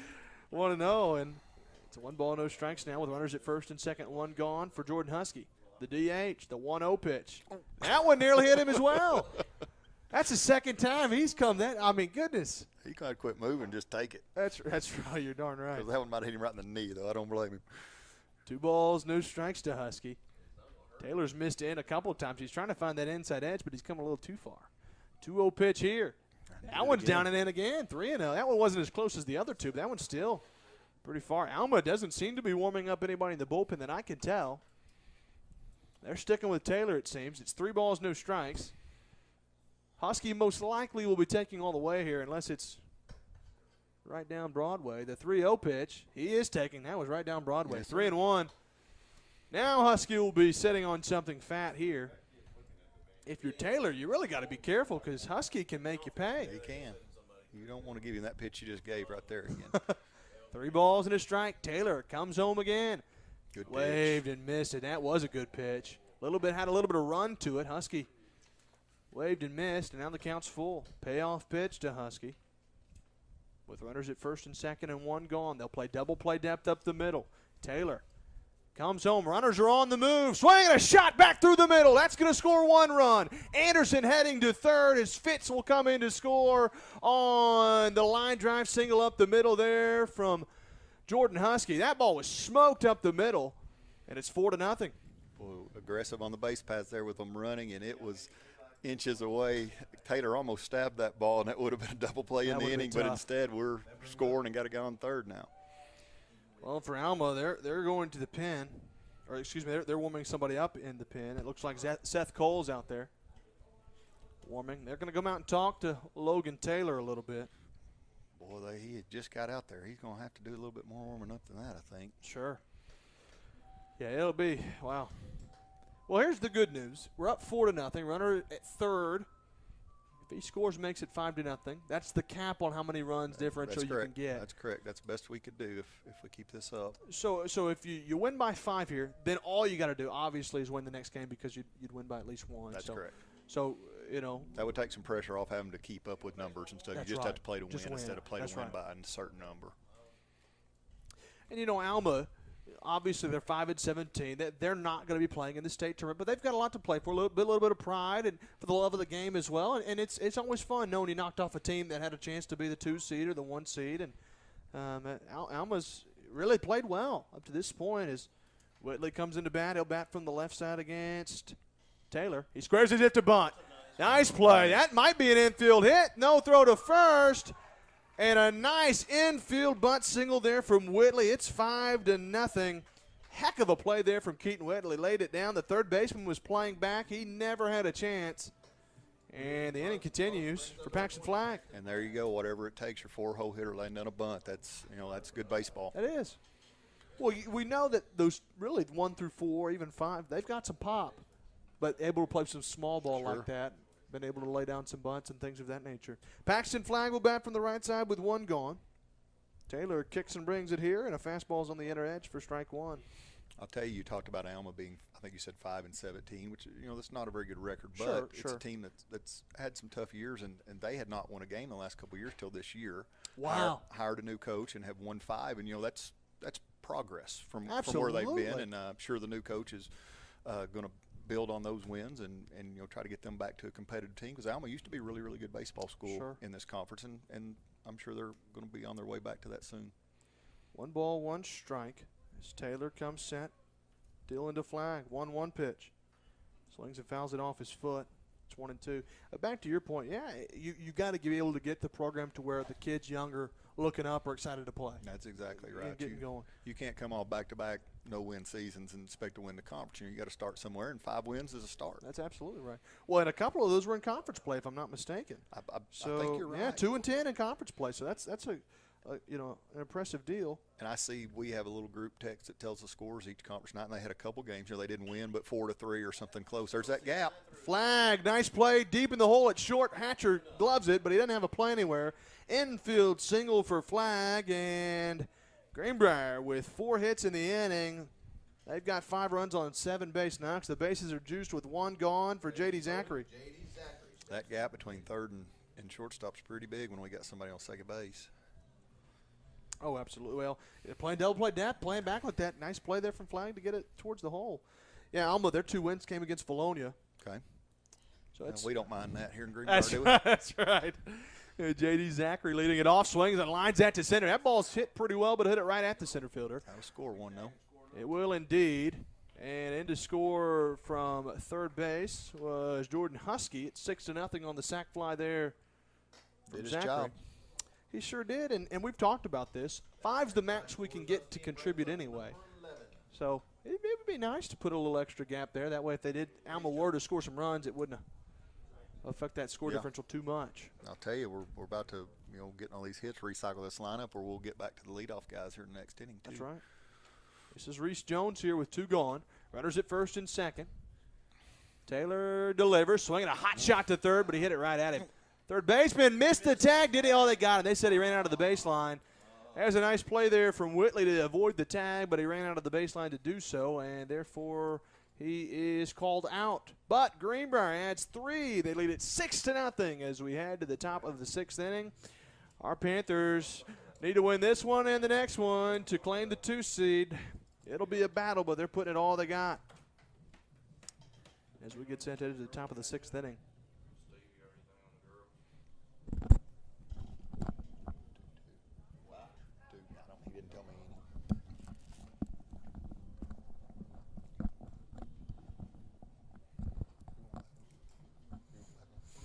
So as we get set for the top of the 6th, Isaac Holst has been pitching well. He's got a 2-hitter going through 5 innings. He's got 6 strikeouts on the day. A lefty Holst been pitching well all day. He'll face Mockin to lead it off for Alma. He's the 9-hole hitter. Then we'll head back to the top of the order and Gifford and Mills. Taylor bats if anybody reaches. But Holst has been every bit of regular form. He's got only 2 outs. 2 hits that he's given up. Well, I'm going to let the professional Mr. Wilcox get back in here. I'm going to go check out some soccer games. Sure, Yeah, appreciate it. Coach Enjoyed my Wood. time, and Yeah. hopefully we'll be doing some of this stuff up in Jonesboro 3 days in a row. That'd here in be a week or awesome, so. wouldn't it? Yes, sir. Well, Coach Wood, It was a pleasure. Thanks so you. much. Appreciate you anytime. So yeah, good to get to chat. I don't know if I've been around you this long a period of time and getting to talk. It's been awesome. It's not all it's cracked up to be, is it? Well, I'll take what I can get. There you go. Thank you so much. Appreciate you guys. Absolutely. See you. Awesome. Well, that was Coach Wood. We appreciate him coming out and getting to talk with us for a bit. He'll head to the soccer game. If you tune into the soccer game, you might get to hear him over there a bit as we welcome Matt Wilcox back up into the booth. Yes, sir. Oh, man, we got a 6-0 game heading into the top of the 6th inning. Our Panthers are up as we get set here as Isaac Holst coming to deal to Mockin, and the first pitch is outside for ball 1. Kind of scratched a few that last inning. Got some base runners and put the ball in play. Sure did. 1-0's out and away, 2-0 for there from Holst. It was good. We talked to Coach Wood about that run differential. Got to win by, only going to get 5 runs is what you can get from the win here, but gives you a little bit of breathing room as that one's fouled back 2-1. I just looked at Isaac's pitch count. I think he's at 65, 67, something like that. So that is very efficient. And we're here in the 6th inning. 2-1 pitch, waved and he missed there, and it's 2-2. Might have foul tipped it, but Mockin's got to protect the play. 2 balls, 2 strikes, the count's even. Greenbrier's playing him just about straight away all the way around. That wind still blowing in from left field. 2-2 pitch, swing and a miss. Got him to chase a fastball out of the zone, and the leadoff man is gone. That's the 7th strikeout for Holst today.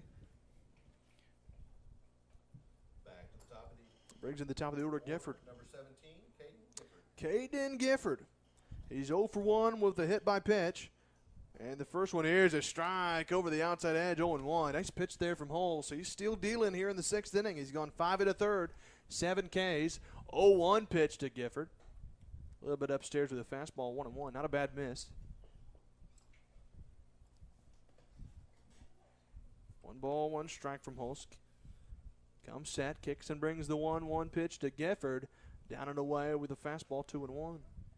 Alma's warming up in the bullpen. Looks like Cameron Ray is now warming that way. The 2-1 pitch. Checked his swing. Did he go? And they appealed to the first base umpire. He said he did not. It's 3-1. And Wood kind of teased us a little bit there and told us the score of the softball game, but we have no idea what inning. That's right. 3-1, chop toward the hole. It's short, and that's going to get through for a base knock. Gifford with a 1-out single. And that's a big game up there now. Oh, that's huge. Really, the winner of that series goes to state. That's right. And, it's especially in that situation to where you have to win by more runs than you get beat by. That's pressure-packed the entire day. Absolutely. You can't take a play off. Well, you lose 4-0, then you got to win by at least 5. That's right. It's Holst trying to pick off move to first. I meant to ask him, and I wonder if you win 4-0 and lose 4-0, let's say. I wonder, does it come down to a coin toss at that point then? I'm going to say probably. Which would really suck. Yes, that would be. it would.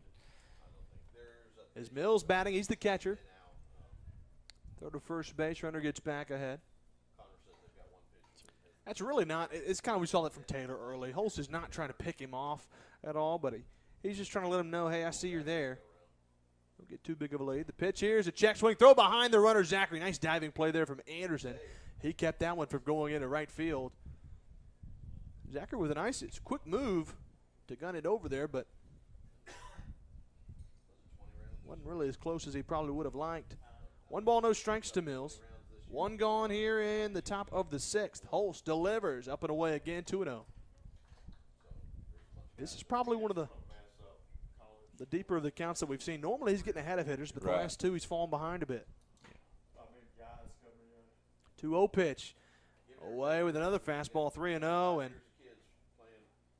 runner at first reached on the base hit. That was just the 3rd hit of the game. That was from Gifford. Mills with a 3-0 count. Down 6-0, will most likely be taking all the way as Holst sets up on the very outside of the rubber, and there he finds the zone, 3-1. You notice he's been hitting the very left part of the rubber. Yeah. In this situation, especially, you just like to pitch the contact here and see if we can't get some outs. 3-1 pitch, and he walked him. So he walked him. And that puts runners at first and second and one gone. And that, if I'm not mistaken, this might be the first time Alma's had a runner in scoring position today. I believe that's right, JB. If they have before, I don't remember. I don't remember. They haven't had. Yeah, I think that might be the first time. Either way, Greenbrier play double play depth. First and second, one gone. The lefty waits from Hull, swinging a little flare out in the left, but Whitley's got it measured. He camps under it, and two are gone.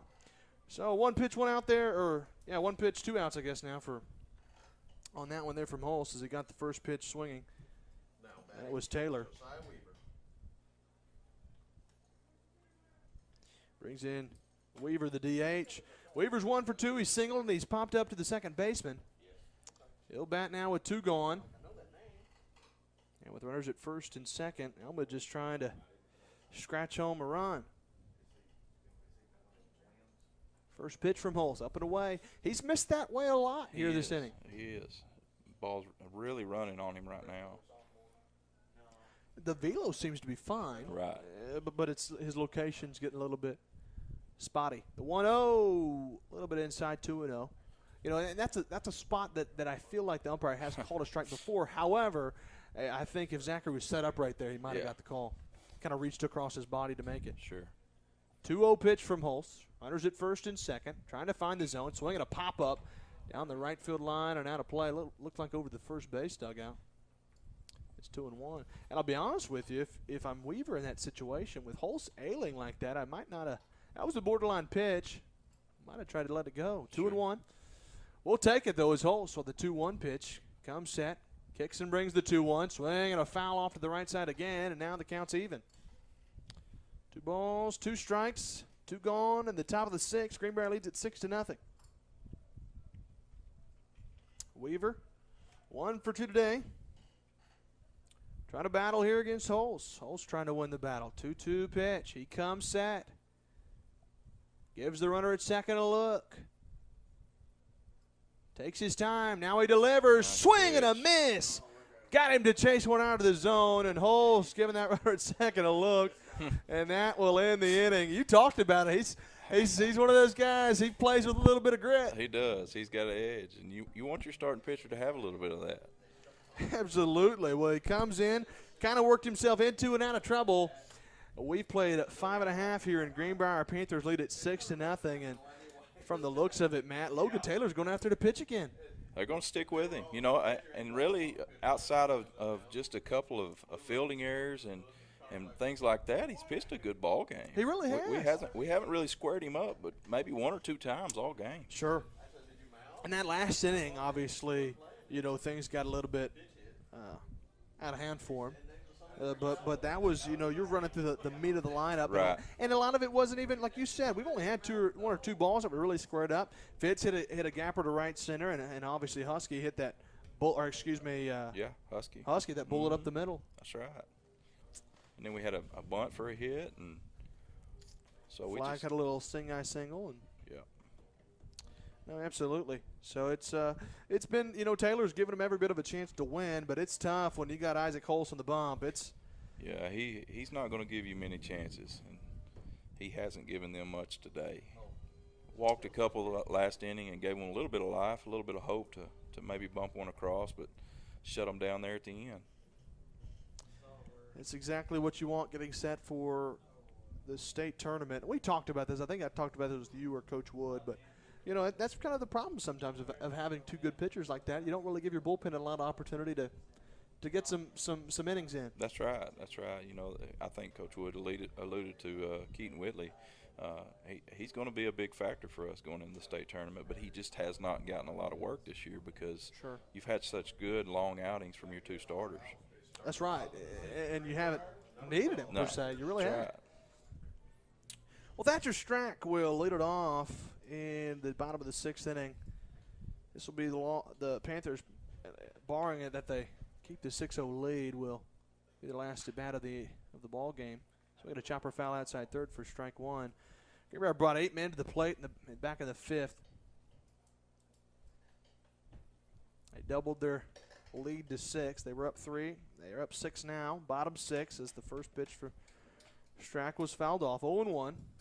Taylor's pitched 5 innings, giving up 6 hits on 8 base hits. The 0-1 or 6 runs on 8 base hits. Swinging a fly to left center. That ball's hit well. That's trouble. Deep back to the left center field. It's going to go all the way near the wall. Strack's going to stretch it to a triple. The cutoff man, the throw to third, and they didn't get him. Strack with a leadoff triple here in the bottom of the 6th inning. My goodness, he hit that one a long way, didn't he? Yeah, he definitely squared that one up. That's the best ball that's been hit today for sure. And then turned the wheels on, showed off the speed. Well, he's a receiver in football. Yeah. He's got some wheels. I'm gonna tell you something. When the cutoff throw got there, I didn't think there was any way he was making it. I thought they had him dead to right. But he brought the wheels. He had his eyes dead set on Mojo's out there. Darn near hit it. Here's Reed Nixon. First pitch to Nixon, swinging a pop-up. Right behind the catcher. In foul ground, the catcher makes the play, and that is the second time Nixon has fouled out to the catcher. I know he's frustrated, and there's out number 1.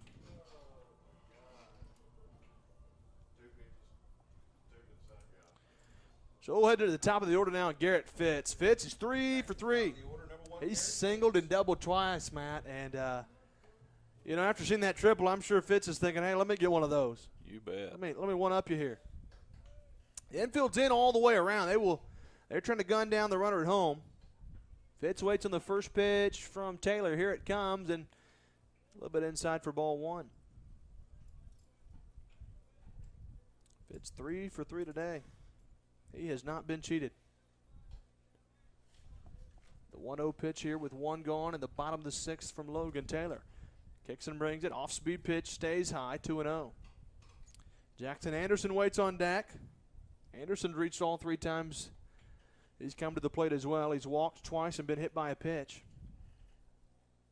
But Fitz with a 2-0 pitch, trying to drive home Strack. The 2-0, down and in, 3-0. So now on a 3-0 pitch, Fitz, we'll see if they give him the green light here on a 3-0 pitch. Taylor up to 85 pitches on the day. Wow. A little bit more than Hulse. The 3-0 pitch is a little bit inside, up and in, but they call it a striking. He got the benefit of the doubt there. I don't think Fitz minds that too much. No. I know as a hitter, I always wanted to go with their swing. I didn't want to walk. 3-1 pitch. Here it comes. Swing and a drive to deep left center field. The center fielder comes over, though. Hit it more on the line. That's going to be deep enough to get the run home, though. Strack coming home and will score on the sac fly from Fitz. So technically, Fitz is still 3 for 3. Yeah, did his job. Did his job. Fly out to center field, brought in the run. Brings up Jackson Anderson. And it's 7-0. It'll bring in Jackson Anderson now with 2 gone. Anderson batting from the left side against the lefty Taylor.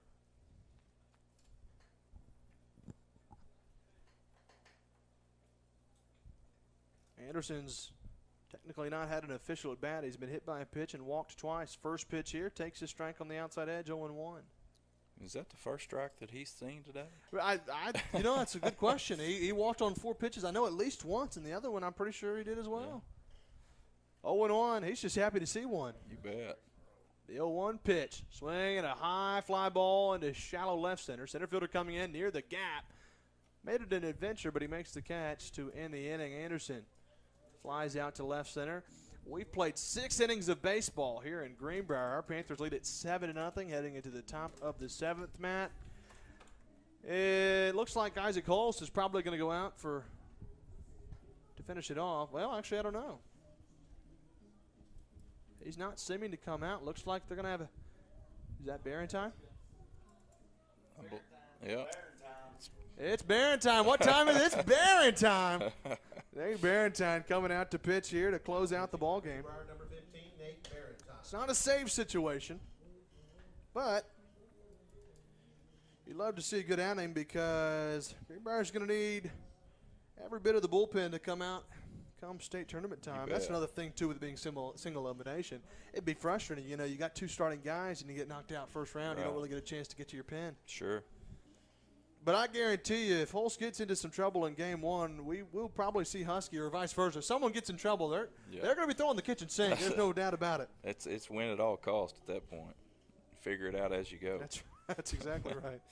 We'll get to tomorrow when we get to tomorrow. That's right. If you got to make it. So the Barentine, obviously the task at hand right here is to finish off Alma here in this inning.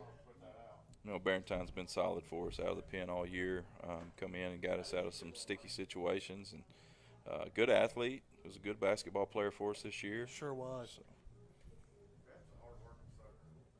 And as Barentine coming in, 3 outs away from a win. Alma will come in here in the top of the 7th. It'll be Hatcher, Hayes, and Anderson, the 5, 6, and 7 hitters. Holt bats if anybody reaches, and all 3 of these batters are 0 for 2. You'd love to see Alma get something. Alma really only has 3 base hits today, though. That first one's always the biggest one, seems like, JB. If You're right. Get that first one, it kind of takes a little pressure off. Sure. It always seems like that last thing, those outs just seem to avoid you. So you're exactly right, especially that first one. And the first pitch here, the Hatcher's down and in for ball 1. Top of the 7th. 7-0, or excuse me, swinging a ground ball towards the hole at short. Fitz, off balance throw. Did he get him? Yes, he did. Nice stretch. And how about that? Barentine is excited about that.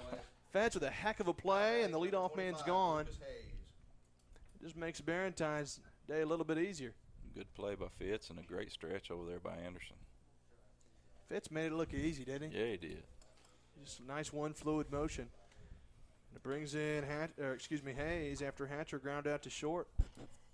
That's frustrating too if you're Hatcher. That's the second time he's made a bid, and Fitz is taking a hit away. Denied him. That's right. There's a swing and a miss there from Hayes. It's 1-1. Greenbrier 2 outs away from a 7-0 win. The 1-1 pitch from Barentine. Swinging a chopper towards the hole at short. Fitz there again. Backhands. Long throw to first. Nice stretch there from Anderson, and they got him. Wow. How about that? Fitz with his second nice play there, and Anderson bails him out. 2 gone now, and, there's nothing you can do if you're Alma. You're making a bid, but Fitz is saying not today. And now it's all up to Ledger Anderson. He's 0 for 2 with 2 strikeouts. 1 out away from taking game 1 here. Barentine to first pitch, swing and a miss, strike 1. How about Barentine? Really getting some. Yeah. They were running some nice plays there from Fitz, but Alma was making some bids, got some decently weak contact from Barentine. Well, especially in this situation up 7, you just want to come in and just throw strikes. You don't want to give any free passes and get any momentum. Sure. Make them earn everything.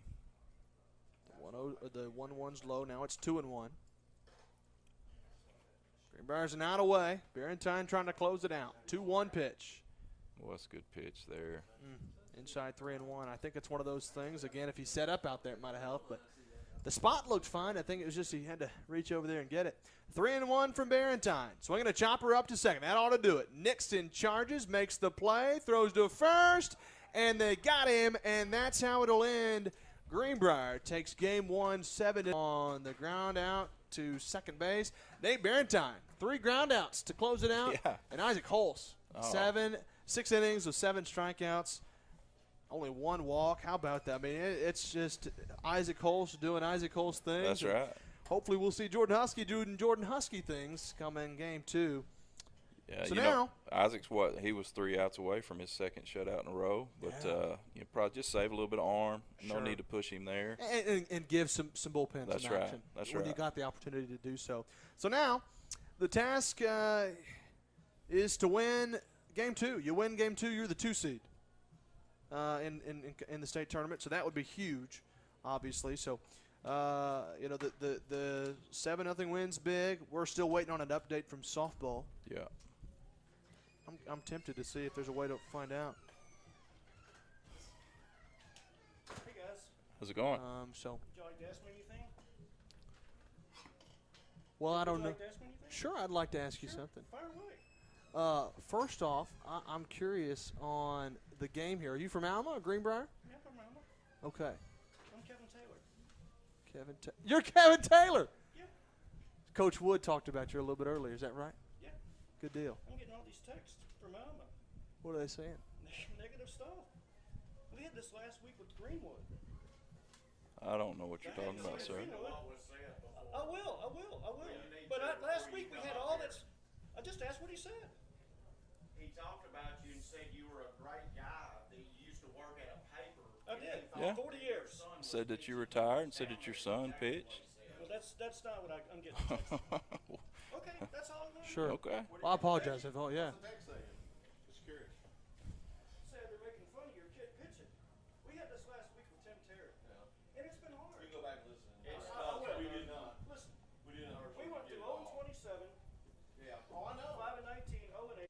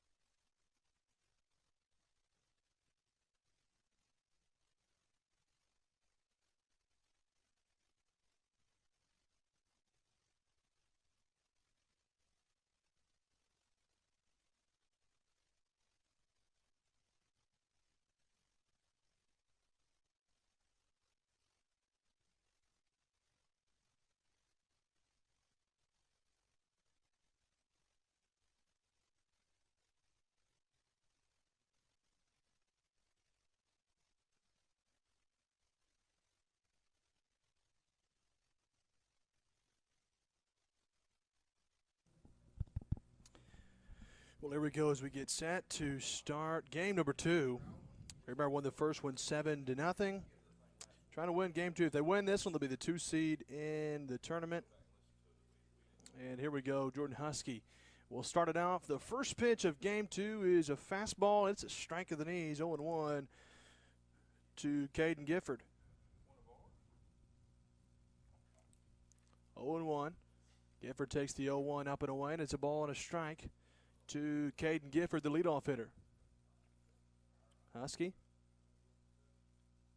trying to start this game off right. The 1-1 pitch is a fastball, catches the outside edge, and it's a ball and 2 strikes now. Nice pitching early from Husky as he gets ahead in the count, and Gifford's got to protect the plate. 1 ball, 2 strikes. Here it comes. Check swing a little bit. He was able to hold up, though, on a nice pitch in the dirt. That was a good take there. The count's even at 2-2. They play Gifford just about straight away in the outfield. 2 balls, 2 strikes. Husky trying to get Gifford. Here it comes. Just a little bit outside and low. Nice pitch there from Husky.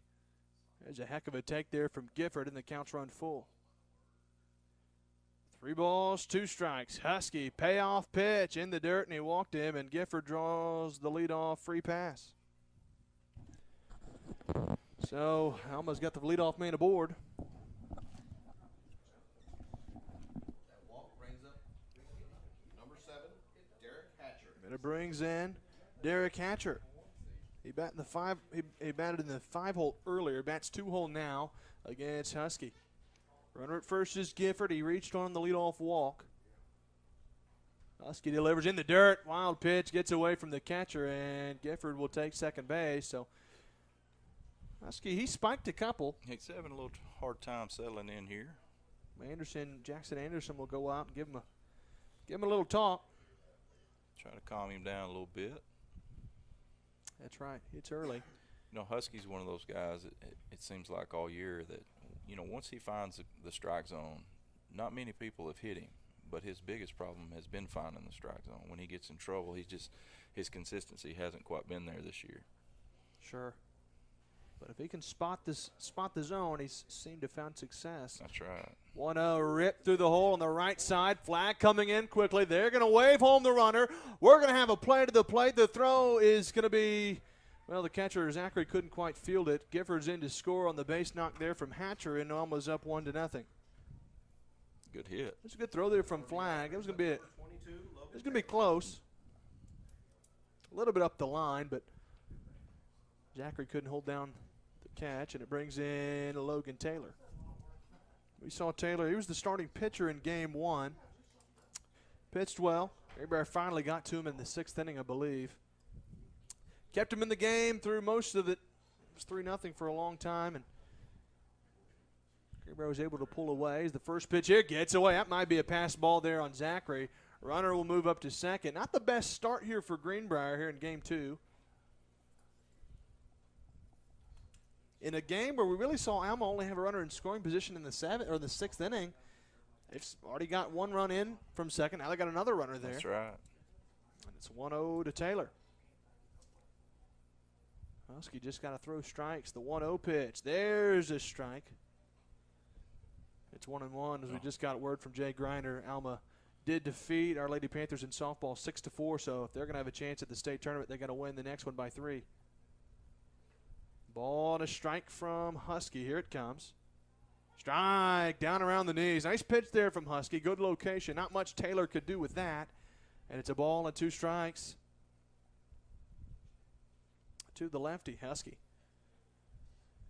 Comes set. Doesn't even give the runner at second a look. The 1-2 fouled off to the left side out of play. Taylor fought it off. It was a good pitch there from Husky, but Taylor spoiled it. A ball and 2 strikes. Runner at second base is Hatcher. He lined the base hit into right field to drive home Gifford. The 1-2 pitch coming here. Strike 3 called to Taylor. Down around the knees, over on the outer half. He froze him with the fastball, and that's out number 1. You know, Husky coming off an amazing performance last week. Pitched a complete game, no hitter, had 13 strikeouts, walked 4. just looked dominant. So hopefully he can find his groove here. And Sure. And hopefully early. He's got good stuff. It's just been location has been the biggest problem. And a fastball there had a little bit of run to it, tailing away from the righty, but he just missed the strike zone by a whisker, and it's 1 ball, no strikes. The cleanup hitter, Weaver, batting from the right side. Pitch here, swinging a foul ball. Over to the right side, and that's strike 1.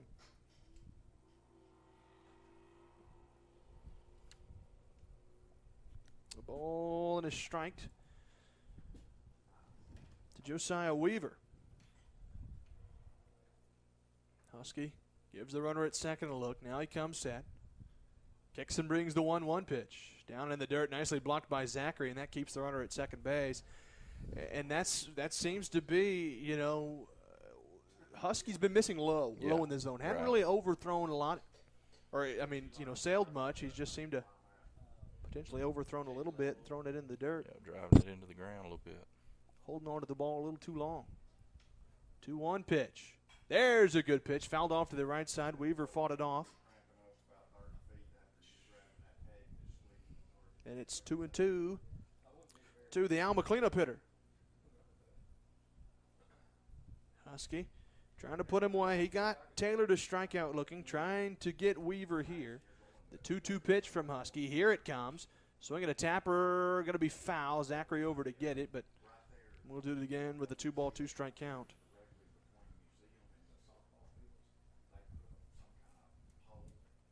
2 balls, 2 strikes, 1 gone. Here in the top of the first. Alma's already struck first here in this one.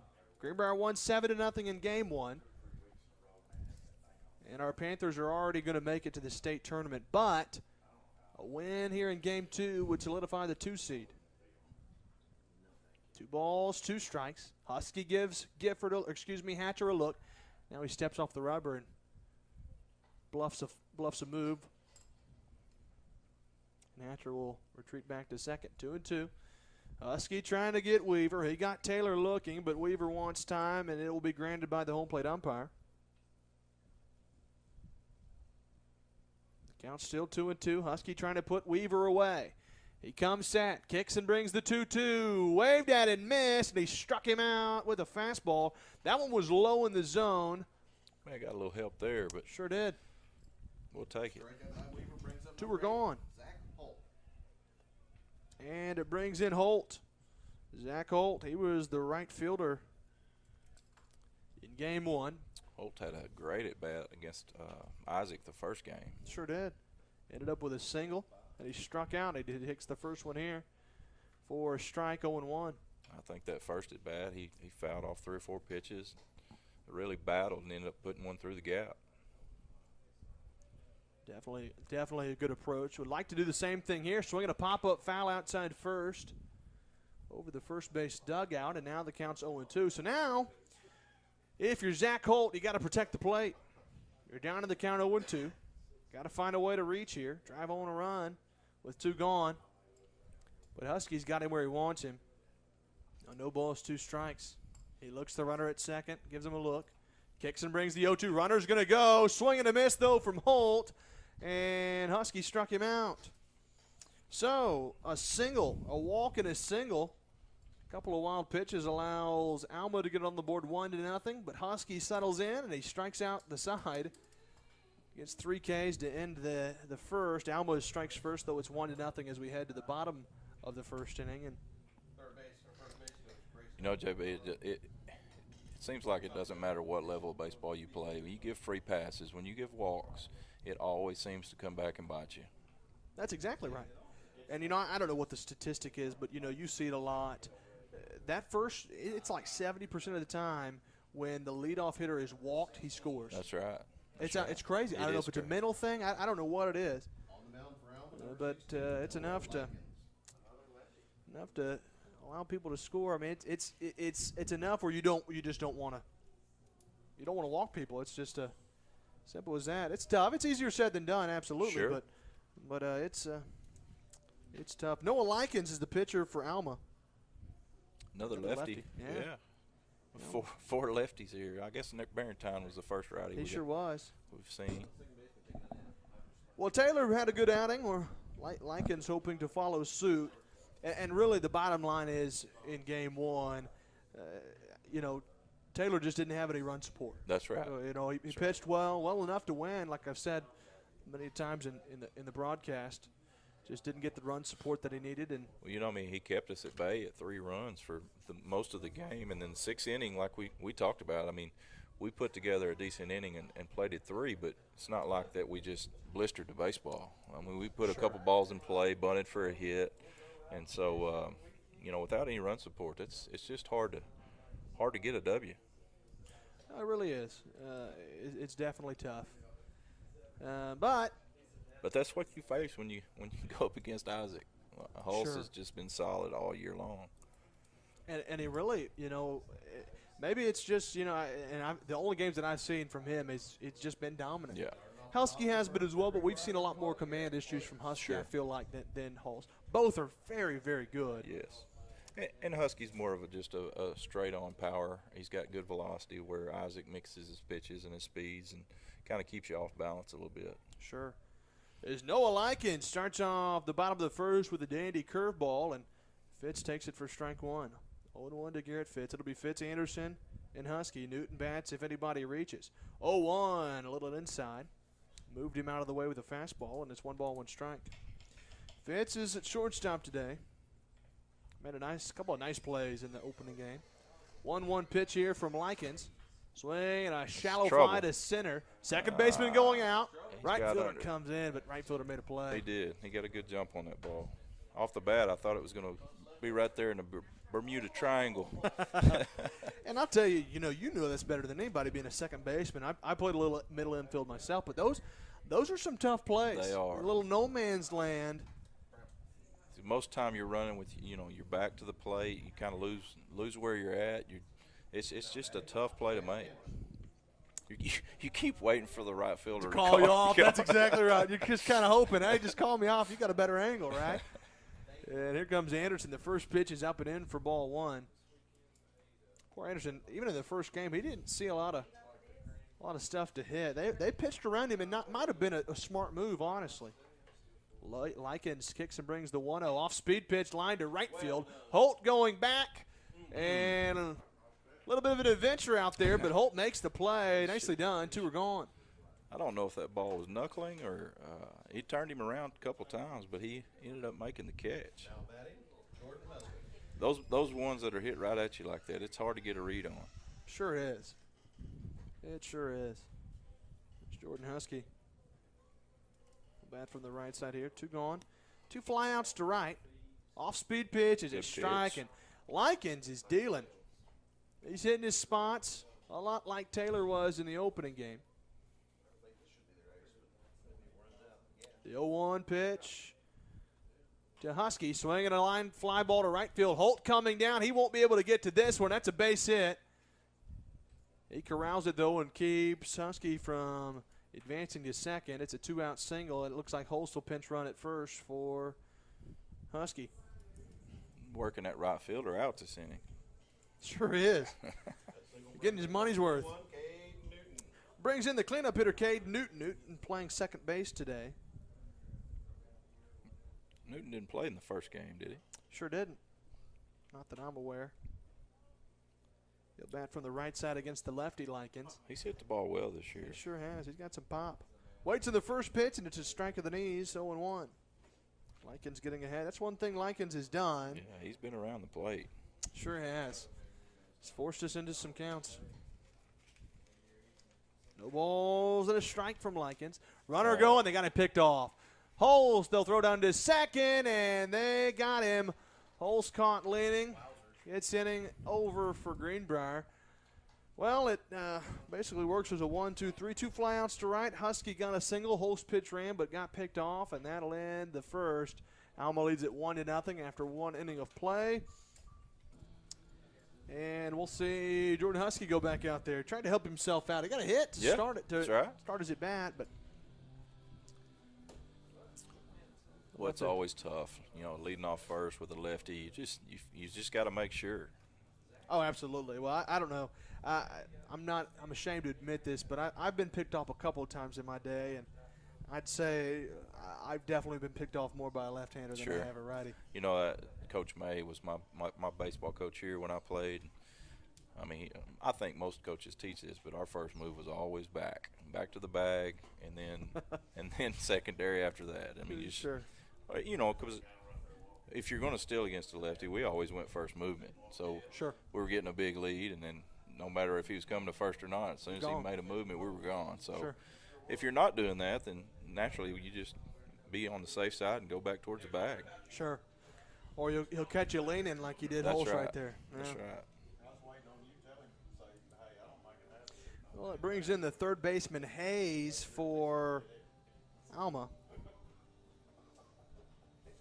Leading off the top of the second for Alma, number 25, Lucas Hayes. Lucas Hayes. He'll bat from the right side. He's the third baseman. He's 0 for 3 today. Struck out and grounded to short twice. Got robbed a couple of times. Waves and misses here for strike one. That's what you like to see. Outside half, yeah. Get on top of the count.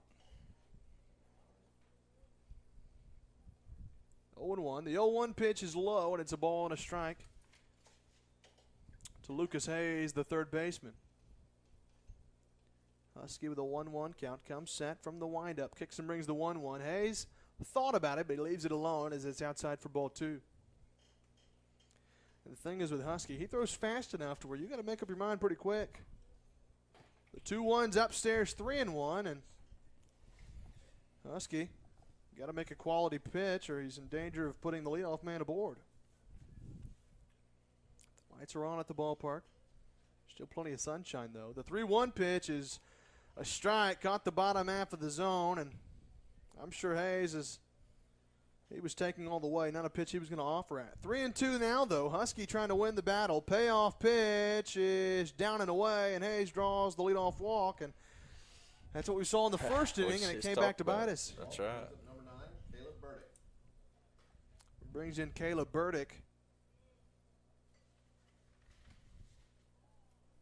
He'll bat from the right side. We did not see him in the opening game. Hayes gets his lead over at first base. Husky working from the stretch now. Kicks and brings the first one, and it's low in the dirt for ball 1.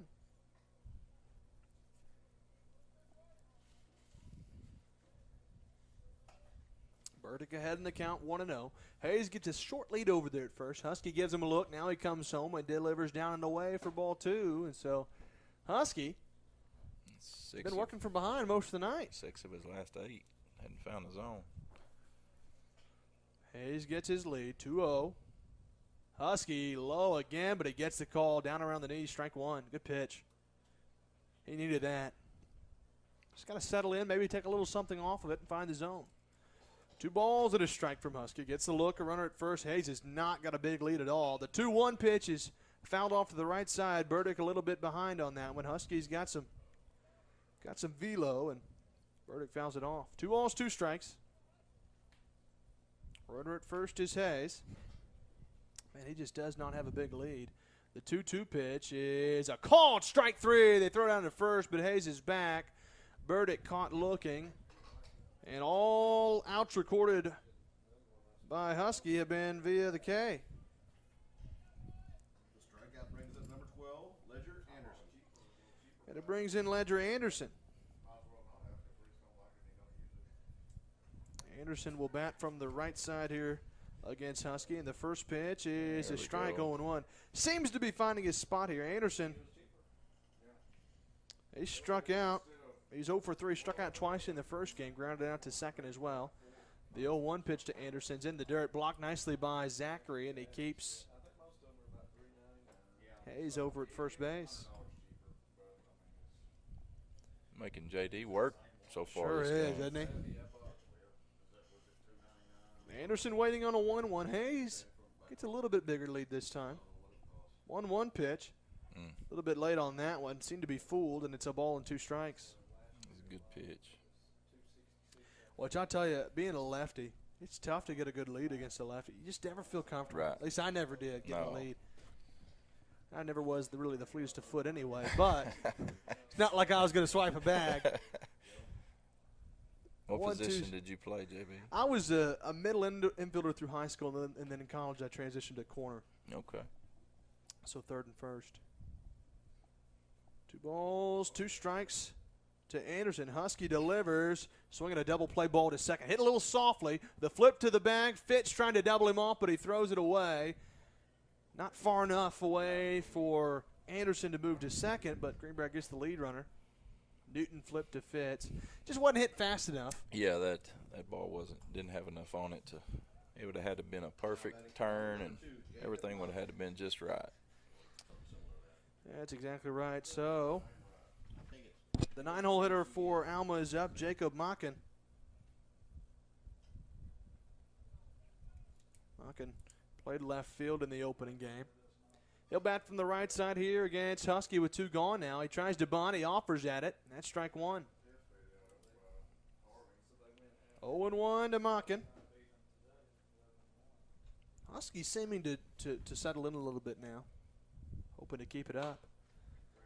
Runner at first. Anderson gets the lead. He offers at another one. They throw behind the bag trying to get Anderson, but he's back. Anderson tried to apply the tag on Anderson.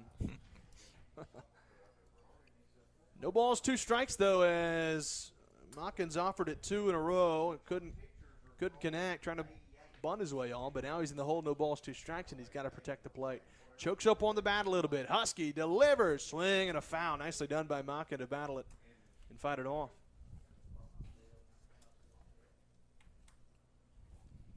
No balls, 2 strikes. We'll do it again. Runner at first is Anderson. Husky gives him a look, kicks and brings the 0-2, swing and a miss, and he struck him out. Macken goes down on strikes, and 5 of the 6 outs recorded by Husky have been via the strikeout. We played an inning and a half, Matt. Well, Bears down 1-0. That's what we talked about, JD. I mean, when he's in the zone, he's hard to hit.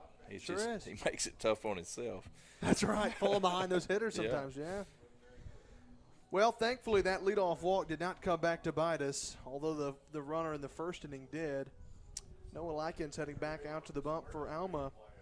Well, he looked sharp first inning. Sure did. I mean, he did. He really gave up the single to Husky, but then picked him off. So it'll be Newton. It'll lead it off here for Greenbrier here in the second. Newton, Whitley, and Flag. Zachary Batts if anybody reaches. But, yeah, looked good, no question. Mixed his speeds, got on top of the count and really hit his spots there. Well, and that's what you got to do. As a pitcher with velocity like Husky and good command, he's got good stuff. If he can get ahead of hitters, it really serves him well because he's got a lot of pitches in his repertoire that he can go to. And we've talked about this, I think. That was why Taylor was so effective in Game 1. He mixed up his pitch as well. Yeah.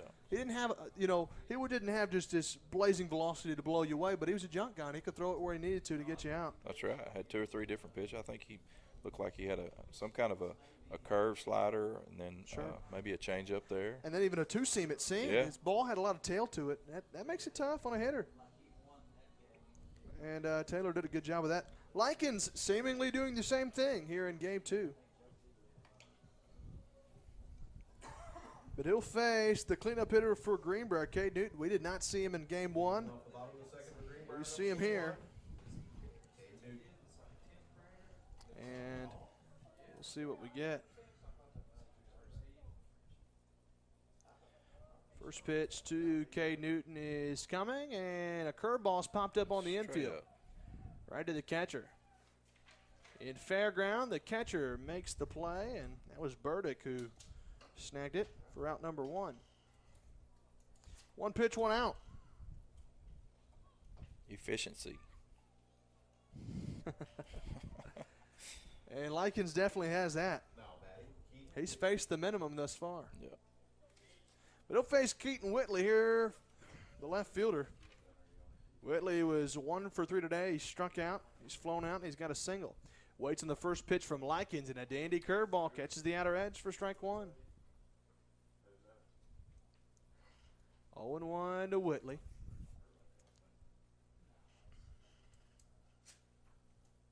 The 0-1 pitch, here it comes. Swinging a chopper foul, and now he's in the hole, no balls, 2 strikes. It's such a big deal, JB, to be able to throw that curveball for a strike on the first pitch, because off speed you're usually taking first pitch, and he's just able to get it over and get ahead of you on the count. That's right. And then he can throw what he wants to throw and get you leaning a little That's bit. right. Efficient. The 0-2 is a curveball, nicely battled and fought off there by Whitley. I'll do it again with the no ball 2 strike count. Whitley's a good hitter. And Lincoln's has pitched well thus far for sure. He's gotten ahead of the hitters. He's ahead of Whitley 0-2, trying to put him away.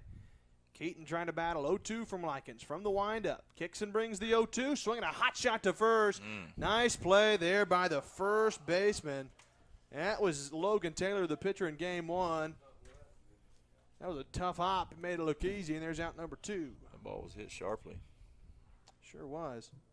Now batting number 20, Paxton Be out 3 unassisted. And it'll bring in the right fielder, Paxton Flagg. Flagg in game 1. He was 1 for 3 with a single. He also flew out to center and grounded out to third. Waits on the first pitch here from Likens, and what do you know? He throws a strike on the outer edge, 0-1.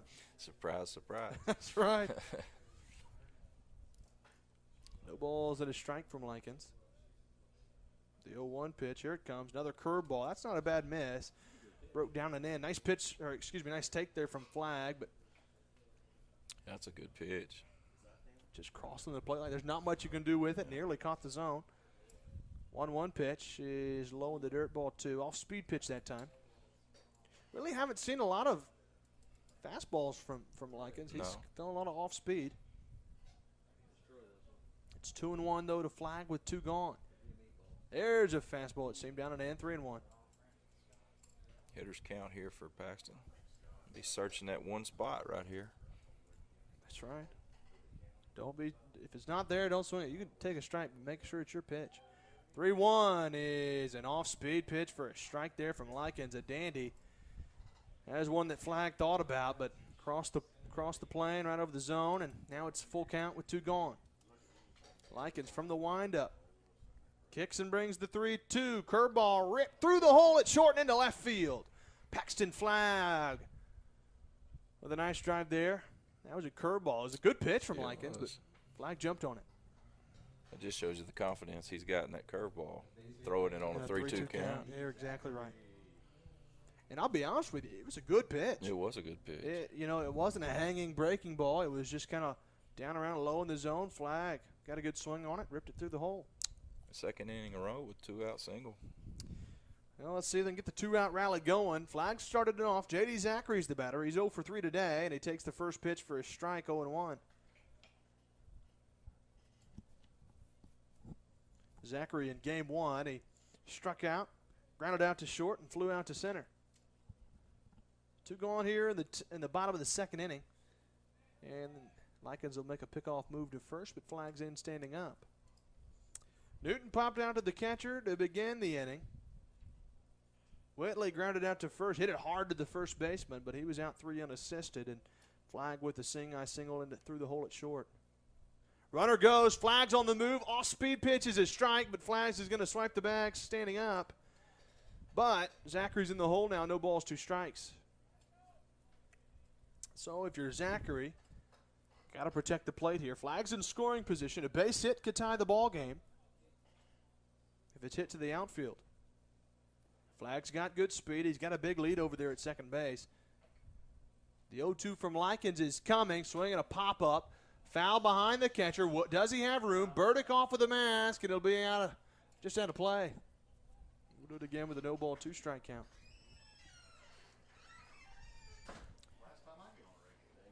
No balls, 2 strikes, 2 gone. Burdick, the catcher, just couldn't make the play. Oh, no balls, 2 strikes to Zachary, trying to battle. Runner gets his lead. The 0-2 pitch, swing and a foul back to the screen. Another good pitch there from Likens. He's all around the zone. He's making it tough on Zachary. He is.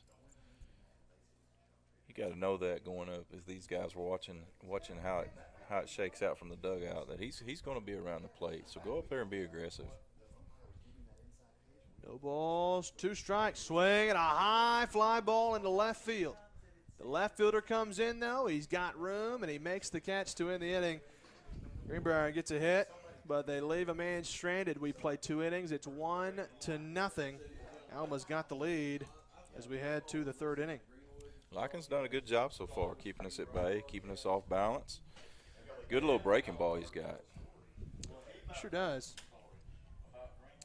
And he's done a good job. He really has. As we're going to take a break, and we'll be right back in between innings.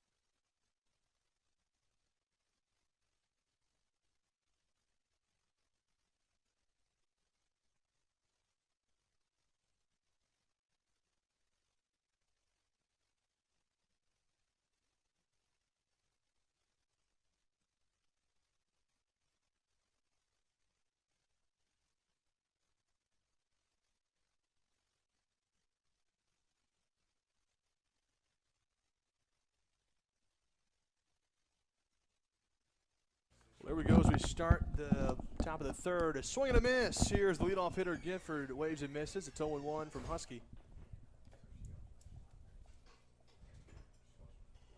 The 0-1 pitch is coming in the dirt.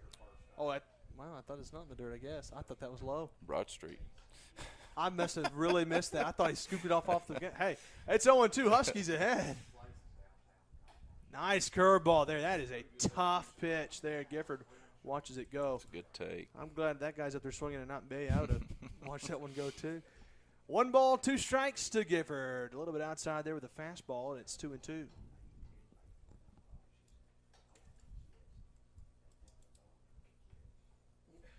2 balls, 2 strikes.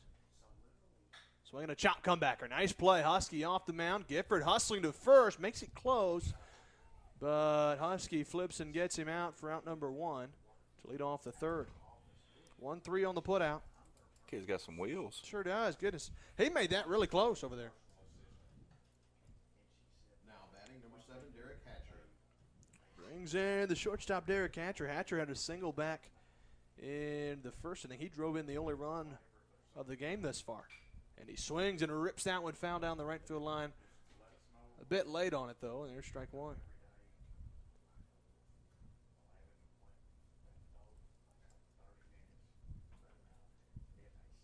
No balls and a strike. Husky pitched pretty well thus far. He's got 5 strikeouts. The 0-1 pitch, swinging a fly ball to right field. Hit pretty well, but Flying's got it measured. He backs up a good little bit. He camps under it, makes the catch for out number 2. It was a good swing there from Hatcher. Just got under it a little bit. Yeah, Hatcher's kind of got his timing down on Husky. He's put good wood on it both times. So now with 2 gone, it'll bring up the first baseman, Logan Taylor. Taylor was the pitcher in game 1. He bats from the left side here against Husky, and the first pitch is fouled back here over us for strike 1. Number 22, Logan Taylor is your batter. No balls and a strike. Taylor, he batted in game 1. He was 0 for 3 with a hit back to the pitcher, a strikeout, and a fly out to center as that one misses low 1-1. That was a close pitch, just a little bit low, I guess. It's a ball and a strike. 1-1 pitch. Waved at it and missed. Nice pitch there from Husky. Taylor couldn't connect, and now he's in the hole, a ball and 2 strikes. Got Got to protect the plate now. 1 ball, 2 strikes. Husky delivers. Swinging a hot shot to short. Fitz backhands, makes the play, throws to first, and they got him. And how about Garrett Fitz? He has been cash money over there at the shortstop, man. He's been solid all night in the field. Made some really good plays. And just makes it look easy. Garrett Fitz records the out. 6-3 on the put out of Taylor. We play 2.5 here in Greenbrier. Our Panthers still trailing 1-0. As we remind you, if Greenbrier wins this game, they will solidify the 2 seed in the state tournament.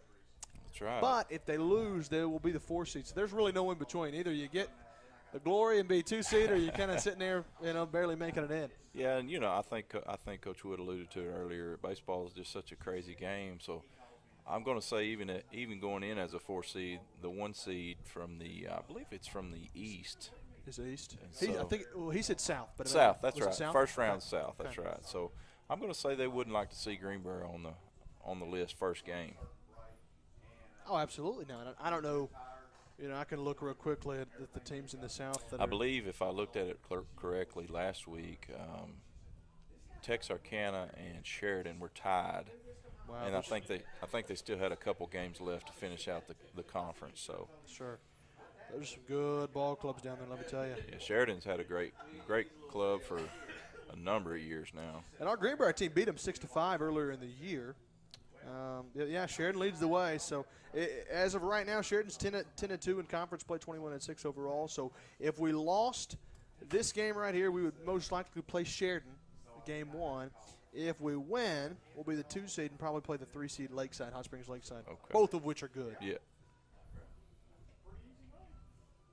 So that gives it an idea of, and obviously, as you know, you get to state tournament play, everybody there is good enough to be there. That's right. It's just baseball is such a funny game because Greenbrier's had some really, really talented teams in the last 10 years, and just to be able to win the whole thing, you gotta be good, but you also got to get some breaks. Oh, absolutely. And sometimes it's just more than having 2 or 3 good pitchers. You got to have the bats that get hot at the right time too. That's right. First pitch to J.D. Zachary's is strike, and it's 0-1. I think That's not Zachary. Jeremy Cooper. That's Jeremy Cooper, yeah. I was about to say. There's a shot to left field. Cooper set on the curveball right on cue, and he rips it into left field. How about that? Nice piece of hitting there. That might be one of the hardest spitballs we've seen today. That's right. Zachary ended the last inning. Number 12, Thatcher Strack. I'd like to see Thatcher get going here. Strack had a triple in game 1, hit a tank to left center right near the Mojos. He's got a runner at first base with nobody out. This is Likens trying to work at Strack with the bunt to the right side. It's going to be a tough play at first. Taylor throws to first, and they got him bang at first. It was a bang play, but nice play there from Taylor to take his time, make a good throw, and Very close. if we had the luxury of replay, it'd have been close. Gifford, nice. I mean, really heck of a job on Gifford covering a long way to cover first base, and they get the out. Hey, but Strack did his job. He moves the runner That's up. right. No, you couldn't have bunted it any better. I mean, it was a great bunt. Got down the line. From here, it looked like he made it, but Sure. it doesn't matter what we think. At the end of the day, you're exactly right. Garrett Fitz will bat here. He flew out to center his first time up. Swings and chops this one to third. Nice play there by the third baseman. Throws to first. Fitz is gone, and there's 2 outs. There's old Lucas Hayes. Played the short hop, made the out. Now there's 2 going for Jackson Anderson. Now batting for Greenbrier, number 8, Jackson Anderson.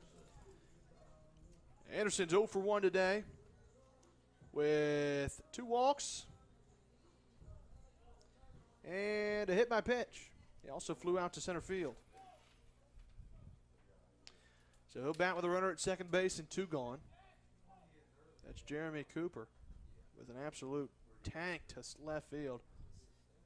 He just ripped it through the hole. First pitch from Likens to Anderson's an off-speed pitch, and it just misses low for ball 1. What did Anderson do his last at bat this game? He flew out to center field, I Okay. believe. Yeah, F9's what I got. He really hadn't seen a whole lot of strikes for most of the game. The 1-0 pitch, that's a good one. Outside corner from Likens, and it's 1-1. Not a bad take there. No, sure wasn't. You know, I think from what I've seen from Anderson, he's more of a pull guy. He likes to push things to the right side or pull things to the right side. So outside's not going to be his spot as they try to pick off move to second base, but Cooper's back in ahead of the tag.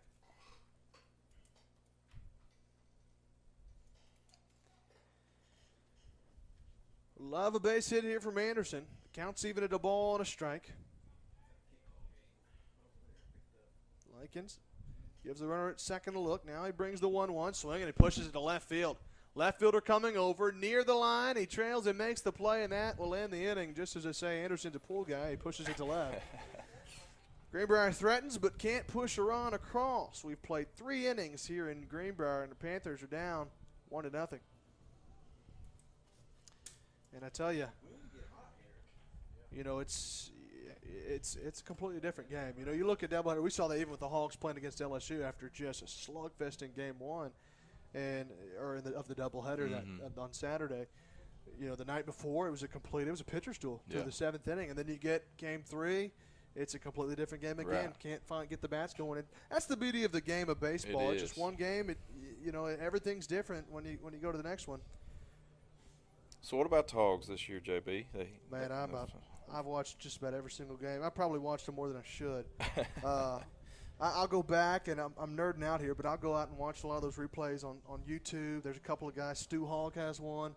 Wheels, they do a lot of different replays, and so I'll go back and watch the highlights after the games. But, you know, I tell you, and I'm obviously biased, but after watching Vanderbilt lose 2 of 3 against Florida this weekend, it was huge. It kind of gives us a little bit more separation from everybody. Right. I mean, look, we're 6-0 against teams in the top 10 that are in right now. TCU, Texas Tech, we beat them all. We swept Mississippi State.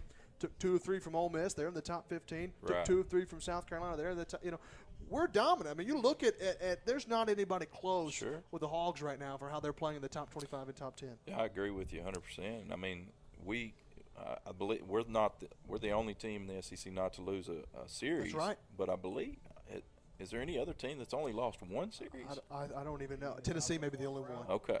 They lost to Vanderbilt. I think they've won out. We got them coming up, so we got a chance to do it. But a lot of people are saying this Arkansas team reminds them of the Oregon State team in 2017, as there's a swing and a foul back. And for those of you who don't know, Oregon State, they were like 52-4 that year, were dominant, never lost a series. Obviously, the Hogs, I feel like, played a little bit more difficult conference than Oregon State, which Pac-12 is good. But anyway, I'm going to nerd out. I'm going to be done now. So anyway, Weaver bats. He fouls it back 0-1 here to start the top of the 4th. So we're going to chopper to second to Cade Newton. He waits on a couple of hops, makes the play. It's a little bit close, but he got him there out for out number 1. Leadoff man's gone. A lot to be excited about. Absolutely. And it brings in Zach Holt, the right fielder. He struck out his first time up. Bats from the right side against Husky. Made some good plays in right field so far. Sure did, didn't he? First pitch here from Huskies, down and in, gets away from the catcher, Zachary.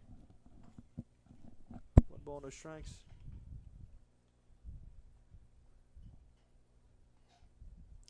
The 1-0 pitch here from Husky, swinging a foul back again. Or I guess not again, it's the first one, it's 1-1.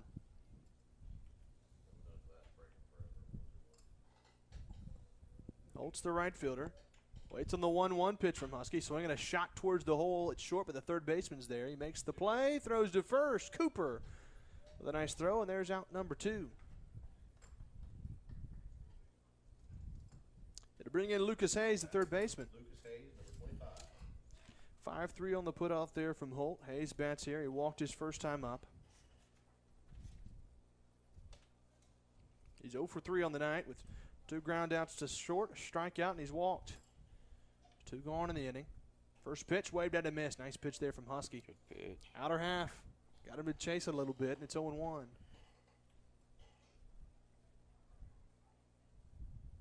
Oh, 1 pitch. Pushed that one a little bit further outside that time, and it's a ball and a strike. Alma's got a lefty warming up in the bullpen. That's Cameron Ray.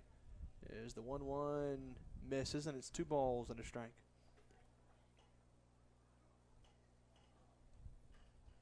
Husky with a 2-1 pitch, trying to get Lucas Hayes here. Kicks and brings the 2-1. Good pitch. That is a good pitch. Fastball down around the knees, inner half. It's 2 balls and 2 strikes. Evens the count up. Husky trying to get Hayes. 2-2 pitch. Swung on and missed, and he struck him out.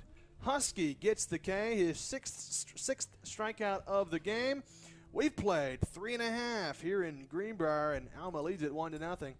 I tell you, man, as we get set, obviously it's still a little bit away from football, but your boy Cooper, he's going to be a senior. Is that correct? That's correct. As hard as that is to believe, I'll bet. I'm not that old. Sure. That's right. Well, you told us on the air you only graduated from Greenbrier, 10 years ago is what you said. Yes, 10 plus 15.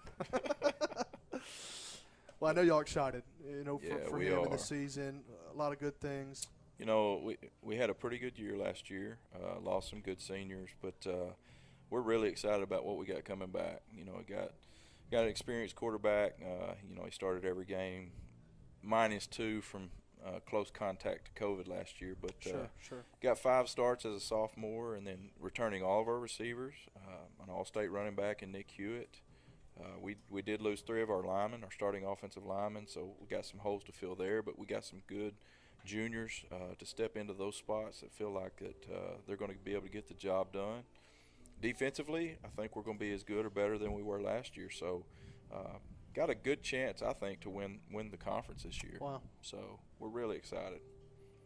Which is always, now is the time to do it. You look at it a lot of times, it's cycles of, a lot of times your quarterback, it's not necessarily directly based off of his performance, but he leads the team in a large portion, and the season kind of goes depending on how well he does. Sure. And so, you see it as a senior quarterback. He's got experience. He's a good quarterback.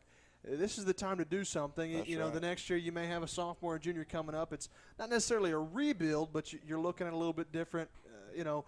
Senior experience goes a long way when you're under center. And, especially at this level, and of course we've all been there, but you know the maturity and 1 year difference in age is a huge thing. That's huge at that age. So, going into your senior year, you kind of have the mindset that this is it, and you take ownership and you take leadership roles, and so those kind of things are big when you're talking about that. Yeah. So. Well, and no knock on any quarterback, even Cooper, but as a junior, when you get to become a senior, like you said, you take things a little bit more seriously than you probably did the previous year.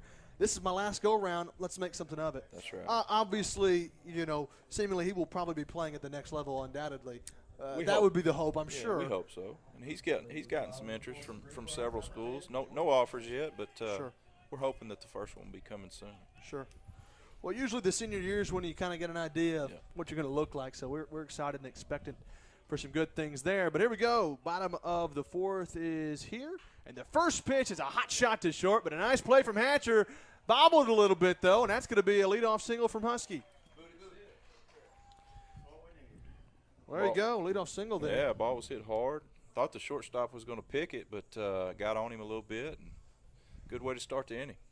And as good as we've seen Hatcher tonight, I mean, nice play. Just kind of took a bad hop on him. Couldn't quite field it cleanly, and that was the issue. But he's made a lot of nice plays today. He has. Very uncharacteristic. Cade Newton batting here. He popped out to the catcher his first time up. Didn't play in game 1. And Likens will step off the rubber and give a Husky a look. Husky's got a decent lead over that way. Alma plays just about straight away in the outfield as the first one to Newton's waved at a miss. Got a big cut. He was not cheated on that one. No, he wasn't. It's 0-1. You look out in the outfield, Alma. There's some big gaps out there in right center and left center. They're playing more towards the line. Still not guarding it heavily, but there's a lot of room out there. Swinging a chopper towards the hole at short. Hatcher gloves that one. Goes to second for 1. Relay to first won't be in time, but that's out number 1. So Newton will reach on the fielder's choice. And it brings in Keaton Whitley. Whitley, back in the second inning, hit a shot to the first baseman. It was a nice play on the one-hop scoop there from Taylor. And here we go. First pitch from Likens to Whitley. Swinging a line drive into right field. That's going to land in front of Holt. That's a single there for Whitley. Greenbrier's got runners in first and second now with one gone. And it brings in Paxton Flagg. Flagg. Good hit by Keat. Sure was. Just kind of stayed back on that one at curveball, waited on it, ripped it, kept his hands through and ripped it into right field. Likens has been pitching well. He's been finding the zone, and that's what any head coach would want. You'd rather make them earn it. Right. Paxton had a good at-bat first time around against this kid. Love to see him do it once more. First pitch from Likens. Swing and a line drive. That just fouled down the left field line, though. Great cut. Just hooked it just a little bit too much. And for a guy in fly, he's a freshman, ninth grader coming out here playing with the big boys. Been making some noise as well. Absolutely. It's 0-1 to Paxton. Runners at first and second with one gone. Likens with the off-speed pitch. Flagg jumped on it, just ripped it foul. 0-1 pitch from Likens. Here it comes. Curveball's in the dirt, and it's 1 ball, 1 strike. Good take. That was a good pitch. That's the thing. Likens similar to Taylor. Got a lot of different pitches. He mixes it up well, makes it tough. That was a dandy breaking ball. 1 ball, 1 strike to Flagg. Pickoff move to second. Nice spin move, but back into second base is Cade Newton. First and second, 1 gone. Flagg trying to drive in a run and tie the ball game.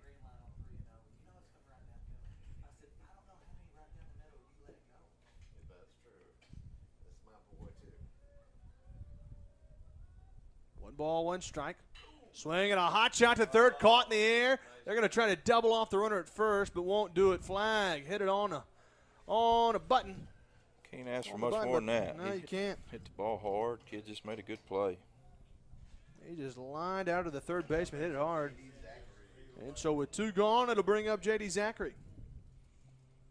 Zachary's 0 for 1 today. He bats from the right side against Likens. 2 gone in the inning now, so a base hit to the outfield most likely will score a run. First pitch to Zachary is down and away for ball 1. Good job by the catcher there to keep that ball in front. Lane Gates is warming in the bullpen for Alma. I've seen 3 different lefties over there warming up, aside from Taylor and Likens. They got a lot of southpaws. The 1-0 pitch. Swing and a little looper down the right field line, hooking foul, and it just will end foul. Zachary just that close to tying the game up, and it's 1 ball, 1 strike. That was similar to Paxton's, obviously opposite side of the field, and Paxton pulled it, but just missed it foul. Likens with a 1 ball, 1 strike count, 2 gone. Trying to get out of the inning. Husky started the inning with a single. Newton grounded out to short and reached on a fielder's choice. Whitley singled, and Flagg lined out to third. Off speed, fouled back to the screen, and now it's a ball and 2 strikes to J.D. Zachary. Cooper waits on deck, and I'll tell you, Jeremy Cooper, he hit one on the screws into left field his last time up. He sure did. 1 ball, 2 strikes now with 2 gone, though, to J.D. Zachary. The 1-2 pitch. They'll do a spin move back to second, no throw. Newton's got to get dirty again. With a 1 ball, 2 strike count, Likens will get set to deal again. Zachary trying to battle and find a way to reach, trying to drive in a run here. Likens peers in, gets the sign, now he comes set. Kicks and brings the 1-2. Swing and a little looper to right, but Holt's coming in. He seems to have it measured. He does, and that is how the 4th inning will end. Greenbrier threatens, but can't push anything across. We've played 4 innings, Matt. Alma leads it 1-0. Yeah, just haven't been able to get any back-to-back hits, get anything going. Trying to string together some runs, but just hadn't been able to do it. And hey, give Likens credit, man. He's been well. He's pitched well. He has. He's done a great job. I think the biggest thing for any pitcher, and it's kind of the same thing with Taylor, is you want to keep your hitters off balance. They both have done that. And Likens has made some quality pitches when he's needed to. You know, we have just looking at the box score here, it looks like we've out-hit them 4-1 on the night. But the column that matters is the It's run the column. one. You're exactly right. The one that at the end of the game that determines whether you win or not. We are not leading in that one. Likens through 4 has only pitched 42 pitches, 34 of them for strikes. Wow, he has been all around, all over the zone. Yes, he has.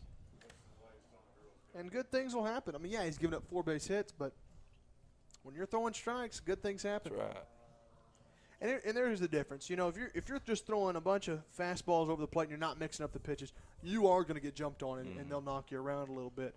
Taylor and Likens both, they've mixed their pitches up well. That's what makes it a good junk pitcher, is someone that can mix their pitches well, and they've both done that. As we get set for the top of the 5th inning.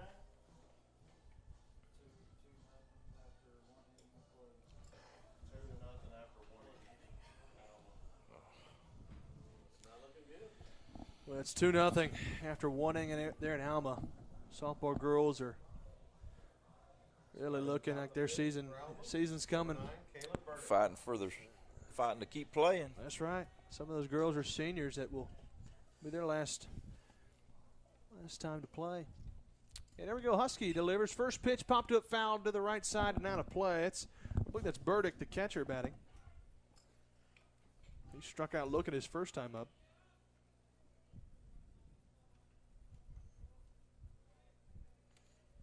0-1 pitch from Husky. Good pitch. Just missed the outer edge, 1-1. Not a bad miss at all there from Husky. No, that was a great spot. 1-1 pitch. Swinging a shot to center field, but Strack's got it measured. He draws a bead, makes the catch, and that's out number 1.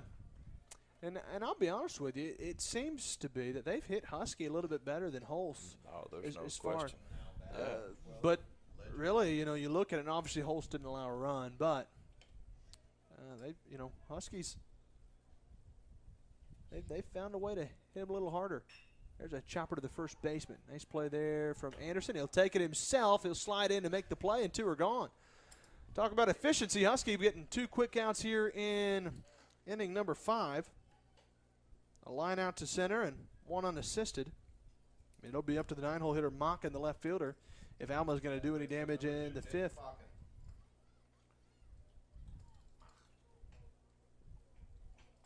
Mock struck out his first time up. Husky working from the windup, kicks and brings it. He gets it there quick, let me tell you, and that one's a ball. That ball gets there in a hurry from Husky. It does.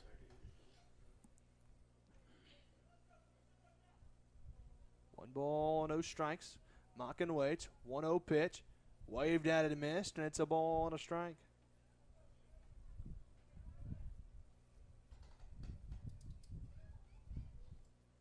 Two gone here in the top of the 5th. 1-1, swing and a miss, and now he's ahead in the count of ball and 2 strikes.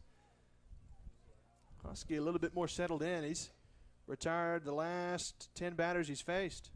Or excuse me, the last 9, trying to make it 10 right here. 1-2, down and in, nearly hit him. Counts even at 2-2. Nice save there from Zachary. Obviously nobody's aboard, but Well, JD works hard. he behind does, the doesn't plate. he? Great kid. Gonna give you everything he's got. 2 balls, 2 strikes. Just a little bit low, and the counts run full. So just as I said, Husky retired the last 9 in a row. He's in danger of putting Mockin aboard. With a payoff pitch. Here it comes. Swing and a miss. Got him to chase it up high. And Husky retired the last 10 batters he's faced. We've played 4.5. Alma leads at 1-0. Greenbrier's out hit him, but in the column that matters, Alma's still ahead. Time to get the bats going, It JB. is. Well, we got 9 outs with which to work. Running out of chances. Greenbrier will come to bat. And they'll have, looks like the 8-9 hitters. Jeremy Cooper, Thatcher Strack. Then we'll head back to the top of the order, and Garrett Fitz. No, we've played good baseball so far in April. I think undefeated in the month of April. So Wow. have to find a way to scratch this one out here. It's an Alma team who's not bad. I mean, that's the thing, especially in baseball. It don't matter what the record is anyways. You're playing a game of baseball. Anybody can win. You're good enough to play in it, and Alma's done a good job tonight. In a 6-0, I guess it was 7-0 the first game. Even though it was 7-0, you just always felt like Alma had a chance to to make some noise at any time. Well, I mean, you look back at the 2 games against Valonia, and even though Valonia finished at the bottom of our conference this year with only 1 conference win, I mean, they battled us both games. I think we won the first game 1-0 and the second game 3-2. Right. So 2 one-inning games, yeah. And this Alma team took care of business against Valonia as well. Got an update. Our Lady Panthers are up 3-2 in the middle of the 3rd. Okay. On Alma. A little rally. And that, is that right? They have to win this one by 3. Is that correct, JB? That's right. Since they lost 6-4, they need to win by 3.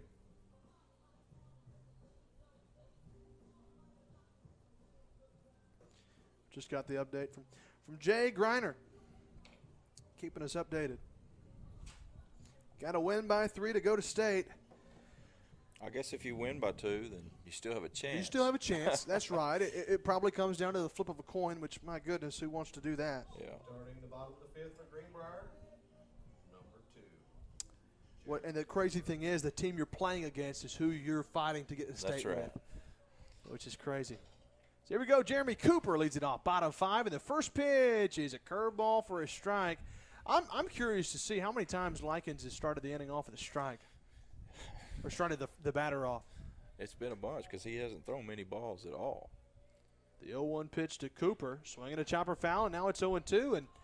And I'll tell you, Likens, his strike-to-ball ratio is very good. It's unreal. No balls, 2 strikes to Cooper. He singled. He hit one on the screws to left field against Likens the first time.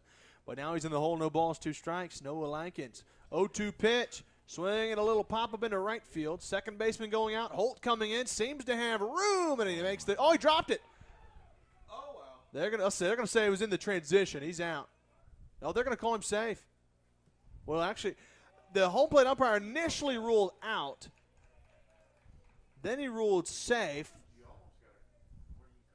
And, you know, from my vantage point, it seemed like he made the catch, and it was in transition. But they're going to say he's out. And honestly, from my vantage point, I think that might be. No, they're saying he's They're going to say safe. safe. Wow. It wasn't transition. He called it, and it just flew down. So looking here at Likens, let's see, he's thrown 45 pitches, 37. Goodness gracious. For 8 strikes. balls. Wow. Well, you know, the reality is head coach for Alma, he's going to talk to the umpire, and he's not going to win the battle. But I honestly, from what I saw and what I could tell, I think he's got a valid point. I mean, yeah, he had the ball for a good little bit. That's why the umpire at second turned around. He thought it was a clear out. You know, obviously we don't have the advantage of replay. But if we did, I'd be curious to be able to tell. Yeah, to be honest with you, I looked away because when I saw it hit his glove, I just thought he caught it, so I looked away. And again, it's a judgment call on some of that too, because you got to decide. Oh, was he trying to get the ball out, make a transitional play? From what I saw, he had it in the web of his glove, but there's an amount of time you got to keep it in there, and it very well may have slipped out before he was able to transition. So. Nonetheless, he's called safe, and that is definitely what we will take. I don't believe it's the same rules in football as you have to finish the catch, right? Right. You got to get 2 feet down and – oh, man. Make a football move. That's right.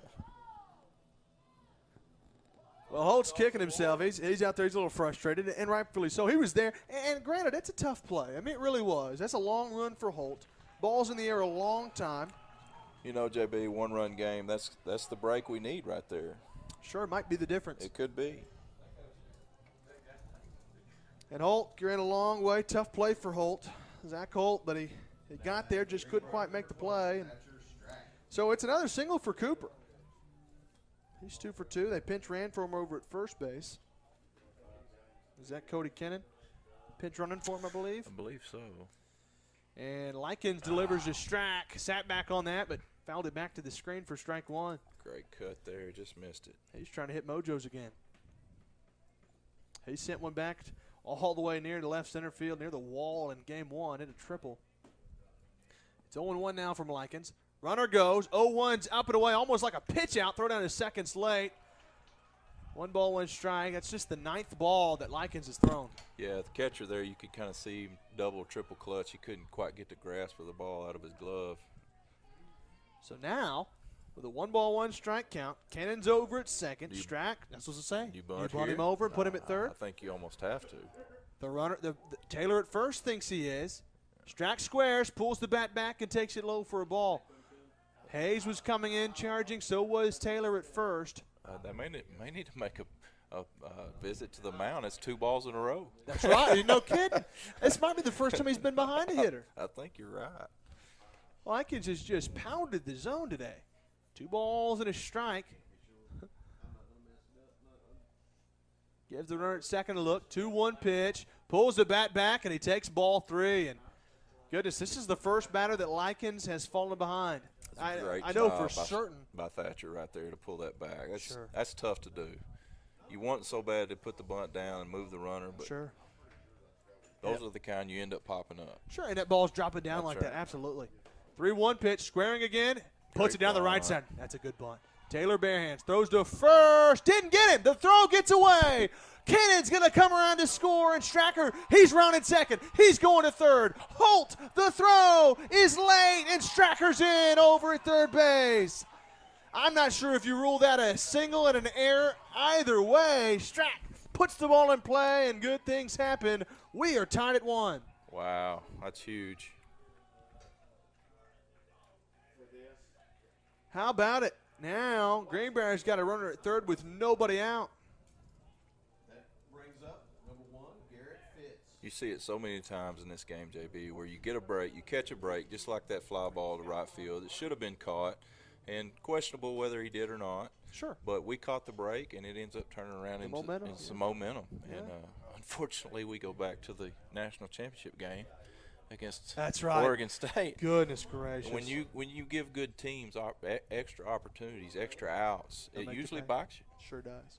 You know, and that was a sore spot for everybody in Hog Nation. But you look at that play and that whole, I'll be honest with you, playing Oregon State, it was just they were the better team through that whole series. We were just kind of just hanging on, trying to win. We really were. If you looked at it, I mean, they out-hit us in almost every single game. We just found ways to win.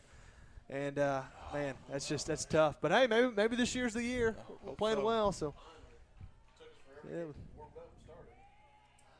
So here we go. It looks like we're back to the top of the order, and Garrett Fitz. Got the infield in, trying to protect against anything short, quick here. That's right. He's got to do a job here. Try to lift one to the outfield. First pitch is down and away, ball 1. And one thing you don't want to do is on a pass ball or wild pitch, get gunned down to the plate. That's right. Nobody out. So that's right. You got to be sure here. That's exactly right.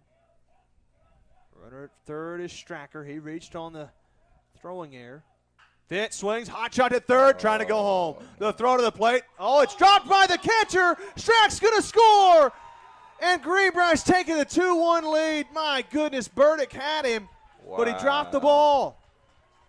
Oh, he's frustrated. And I'll be honest with you, Strack, he was just hung out to dry right there. He was. Exactly what we just talked about. You have to make sure.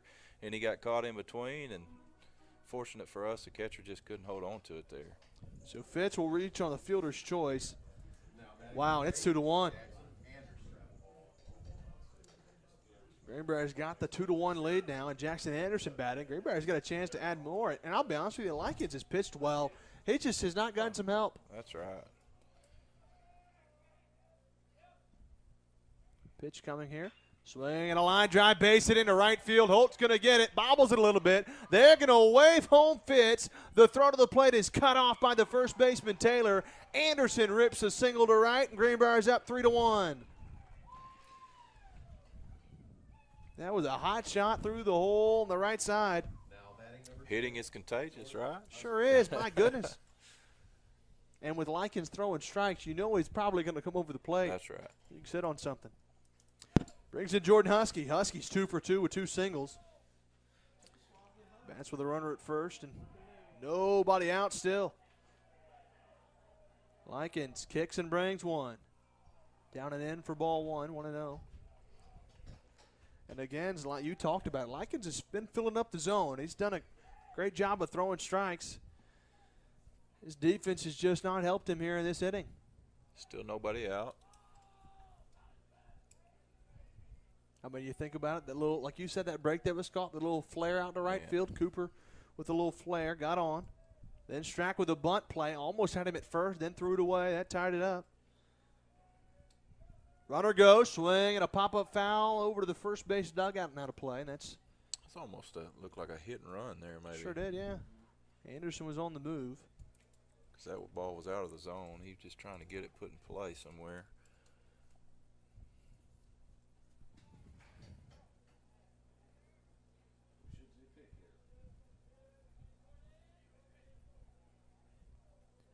A ball and a strike. Pickoff move to first.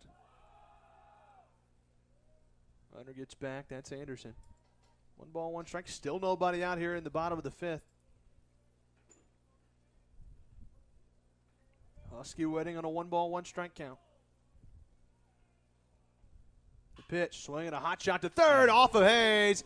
That's going to be a tough play for anybody, and Husky reaches. Yeah, that one. Man, that's going to sting goodness. That was hit on a screws there. That's why they call it the hot corner. Whew. That ball was blistered. You got to rule that a hit, Husky. Now, if Hayes feels that cleanly, he's got a chance for a double play. Right.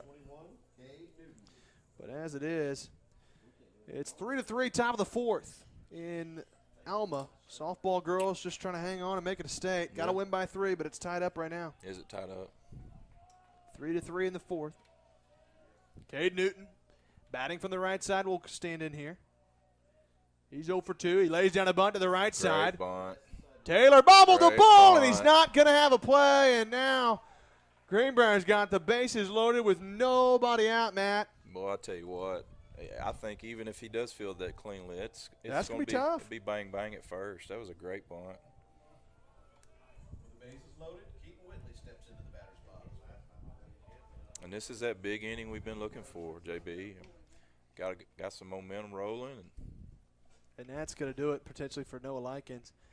Got to tip your cap to the kid, though. He's pitched well. Really, a lot of these runs weren't really his fault. He had some defensive issues. And credit Greenbrier. We hit the ball well. Sure. And you go back to that one fly ball to right field. I mean, the kid catches that ball, and who knows? Sure. I mean, he may get out of this inning unscathed. And, that's right. They still have the lead. Sure.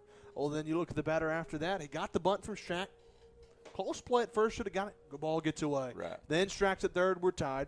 Gets the ground ball out. Gets Fitz to ground out. Had him a chance to get him at the plate. Couldn't get him. That's right. So hadn't pitched bad. Likens is going to stay in the game, though.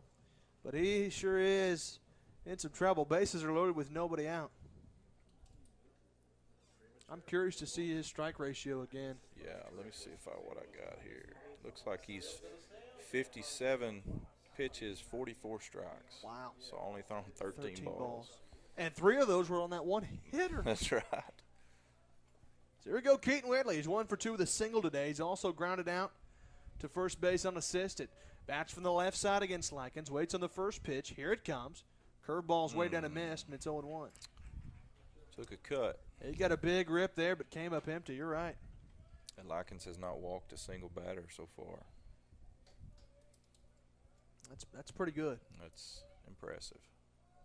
No balls and a strike. Likens delivers here. Swing and a pop-up foul back towards the catcher Burdick. That might land on top of us.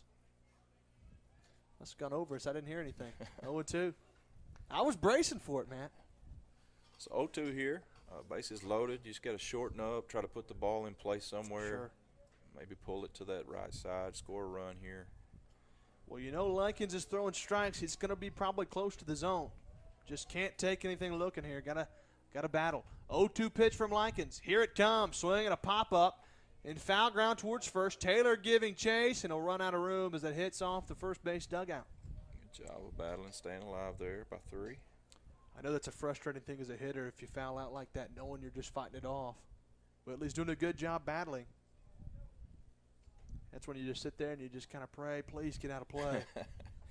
Give me one more shot. Give me one more, that's right. He's making contact. He's seeing the ball, just trying to get a pitch that he can drive. 0-2. Bases loaded, nobody out. Likens just trying to get Whitley here. 3 runs in this inning have come home. Still nobody out. 0-2 from Likens. Here it comes. Swing and a drive to right center. That's trouble. That's going to score 1 run. It's going to go near the wall. The center fielder cuts it off. 1 run scores. Here comes another. They're going to wave home another. 3 runs come in to score as Newton touches home plate.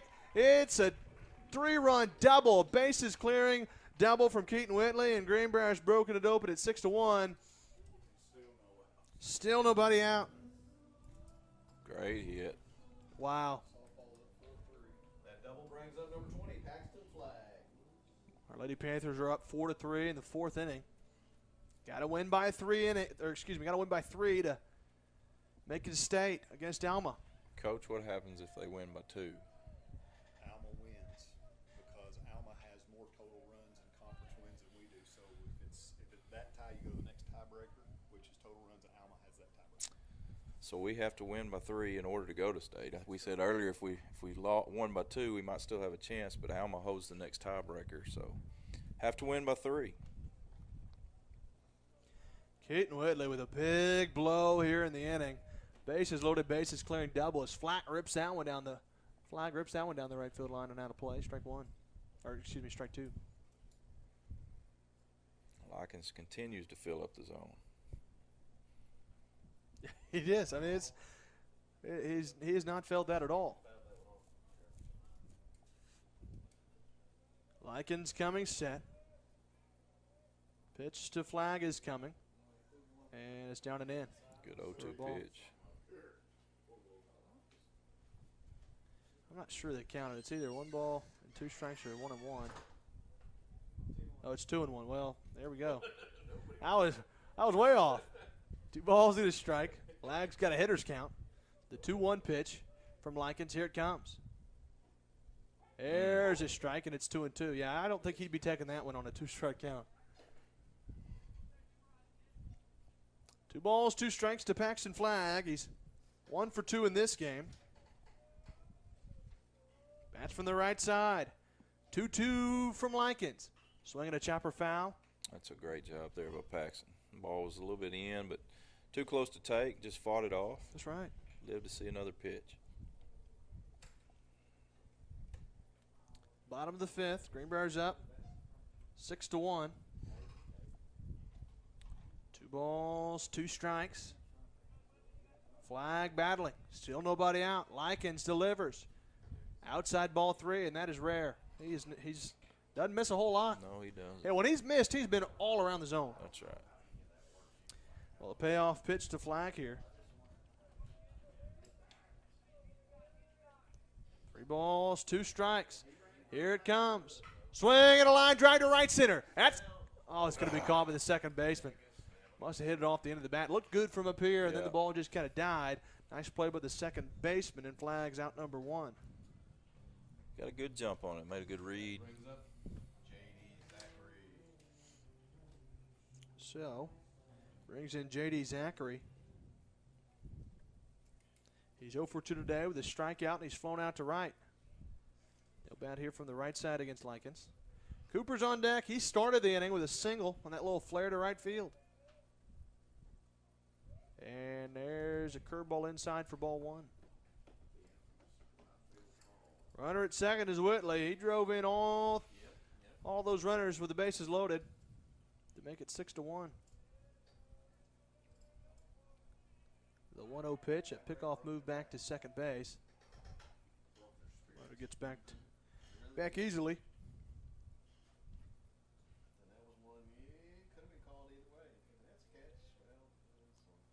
One ball, no strikes. Zachary waits. Likens kicks and delivers. Swinging a foul. Back here over us, 1-1. Me and Matt want to thank you guys for joining us here on the broadcast. It's been a lot of fun. Greenbrier is 6 outs away from making it 2 seed in the state tournament, Matt. It's going to be fun. Absolutely. Up in Jonesboro. Look forward to seeing what this bunch can do in the state. 1-1's a strike 1 and 2. And I tell you, from what I know, it seems like historically Greenbrier doesn't have a ton of state tournament, deep state tournament runs. Yeah, we made it to the semis, I believe, back when Paxton Wallace was a senior. And there's a swing and a base hit to right center from Zachary. The runner at second is Fitz. They're going to wave him home. The right fielder has troubles with it, so Whitley will score without a throw, and it's 7-1 on the base hit there from Zachary. I think that, they got beat in the semis by Magnolia and Matt Goodhart that year. That's right. And, I think they've made a couple of other runs maybe to the semis. My junior year, we ended up winning state. Did you really?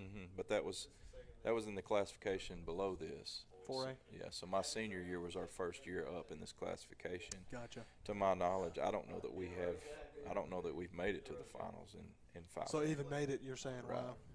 And it's tough. There's a lot of good baseball, Absolutely. 5A, 6A. It looks like Alma's going to change pitchers. It's a lefty. Imagine that. Another lefty. Wow. It's For Alma, number 19. that looks like Cameron Ray. He's been warming up in the bullpen a good bit in game 1 and this one. He's got some good. He's got a little get up in his step there. He's got a good little bit of velo, off speed there as he's getting ready to warm up. Greenbrier leads at 7-1. Only one out in the inning. They have made a statement in this inning for sure. Trying to, it was tough. That's why we talk. Baseball is just a crazy sport. It sure is. You go 5 innings, not looking very good at the plate. Can't really find any rhythm, any momentum, and then just all of a sudden you catch a break and bust it it's open. exactly right. And you look at Likens, pitched as good as Taylor in the first game, if not better. Sure. And you look at what happened. You see the plays out there, just a couple of miscues in the field, and the wheels start falling off a little bit. That's right. But Likens for sure. I mean, obviously, probably quite a few of those runs weren't really earned. I mean, I know there was a couple base hits, but at least a few of them weren't. Just unfortunate. 17. I'm going to look at something here. Sure.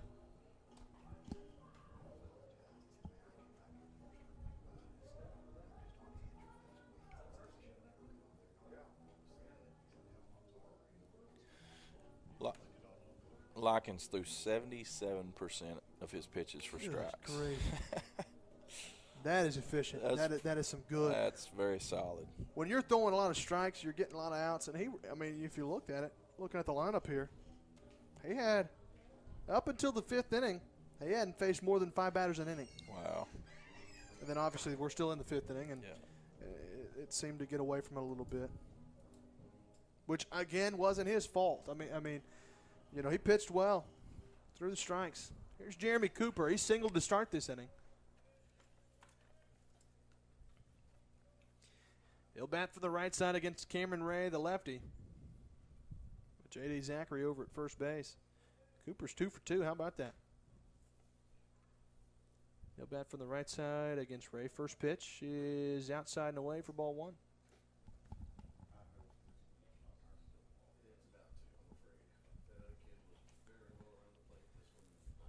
One ball, no strikes. Cooper trying to keep the inning going. Ray kicks and brings the 1-0, and there's a strike, 1-1.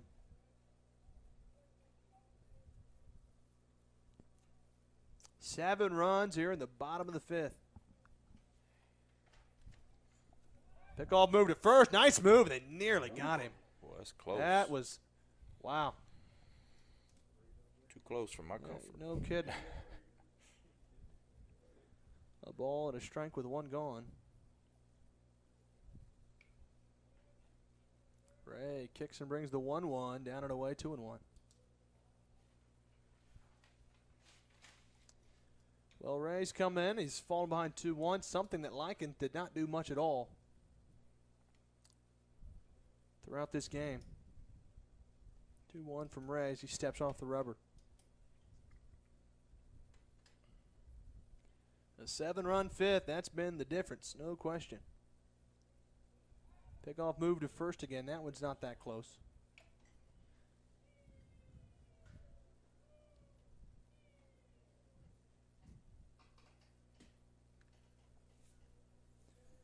Two 2-1 pitch. Runner goes. Swing and a miss. Throw down to second is going to be late. They're going to call interference, and batter's out. Runner's got to go back to first base. Yeah, he did. He stepped across the plate when he swung there. Not intentionally, just Sure, but off it's- balance, going after the pitch. Called out for interference. Runner sent back to first, and that brings up Thatcher Strack coming up now. Thatcher Strack. Reed Nixon's over at first. He's running. Got a good jump. Was going to swipe the bag, but unfortunate batter's interference there. That's Cooper who's called out on the BI, and it'll bring in Thatcher Strack as a pickoff move to first, though, will come. Finally, there's a righty warming up in the bullpen for Alma. That's the first right-hander we've seen. Pickoff move to first, nearly threw it away. Taylor had to jump up a little bit to keep it in play.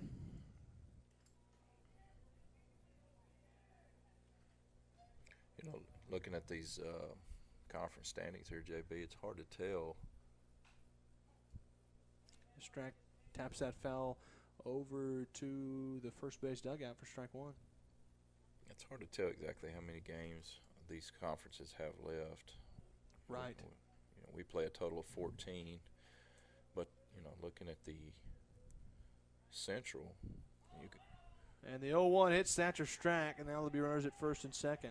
it looks like Hall has maybe shut it down for the season because Hit by pitch brings up.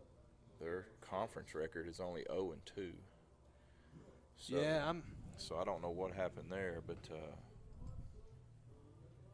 I guess everything has to finish up this week and next for seeding purposes, but it's just hard to get a read right now. sure. Runners at first and second now. Top of the order, Garrett Fitz, and he takes the ball outside. Fitz is 0 for 3 today. He went 3 for 3 in the opening game, but he struggled in this one. 1 ball, no strikes from Cameron Ray. The 1-0 pitch is just outside, 2-0. Not a bad miss at all. No, that was a good pitch there. Must have just been just a little ball or out. two outside, yeah. 2-0 pitch. So they're going to foul back to the right side of the screen, and that's strike one, 2-1. Fitz is a good leadoff hitter. He's a good defender as well. Over at short. Seen him flash the leather a couple of times. Cameron Ray wants a new baseball, though, before the 2-1 pitch comes.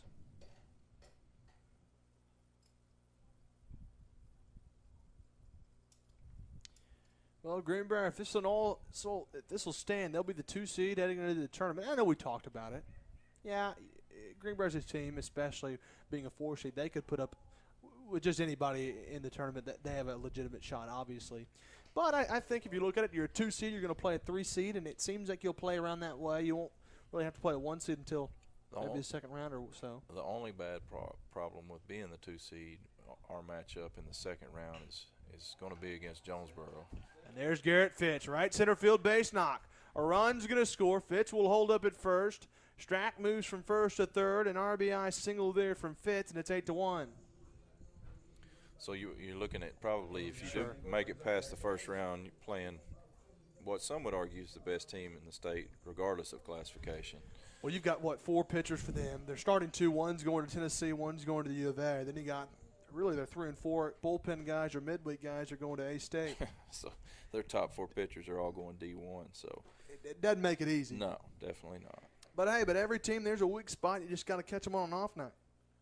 You know, you'll have Husky on the mound, who's There's a base hit from Anderson towards right field. That's going to get past Holt. It'll go to the wall. 1 run will score. They're going to wave home Fitz.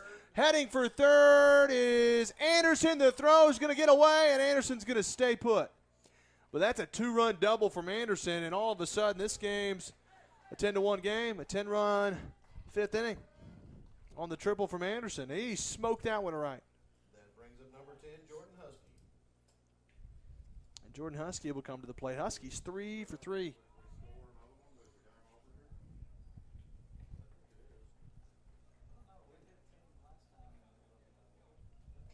So here we go. If you're Husky, it might be, I'm not certain the run rule. I'm not deal, sure of Matt, it but- either. But I do know at times it's been, 10 like after 10 5. after 5 or 4. Sometimes it's I think it was What is it? 15 after 4. 15 after 10 4, 10 after 5. Well, there we go, Husky. He's 3 for 3. Would love to get one more single and solidify the 2 seed. If Alma's going to play spoiler and keep Greenbrier at the 4 seed, they're going to have to really put together one heck of a rally. Down by 9 here in the 5th. Yeah, this is that inning you try to stay away from. Sure. Huskies singled back in this inning. 2-0 pitch. Here it comes. In the dirt, ball 3, and now a 3-ball no-strike count from Cameron Ray. What number batter is this that we've brought to the plate this inning? This is the 13th batter in the inning. Wow. 13th batter in the inning. I'm sorry, this is the 14th batter in the inning. There's a strike, and it's 3-1. Yeah, this is the 14th batter. Wow.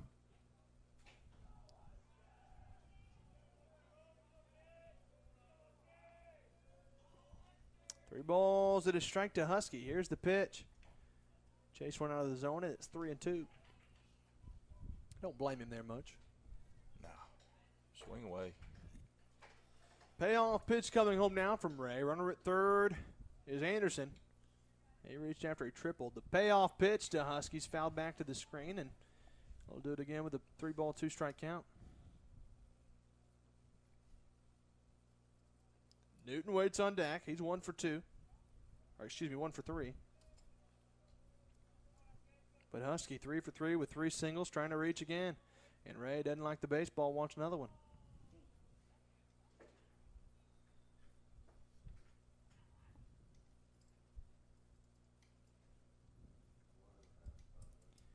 Wants to make sure that on this pitch he's got the one he wants. We'll see if it matters. 3 balls, 2 strikes. Ray comes set. Here it comes. Just a bit outside, and he walked him. Just a bit outside. So now there's runners at the corners with 2 going for Cade Newton. Now batting, number 21, Cade Newton. But that might be it for Cameron Ray as head coach for Alma's out to the mound, and Looks like it is. this is going to do it.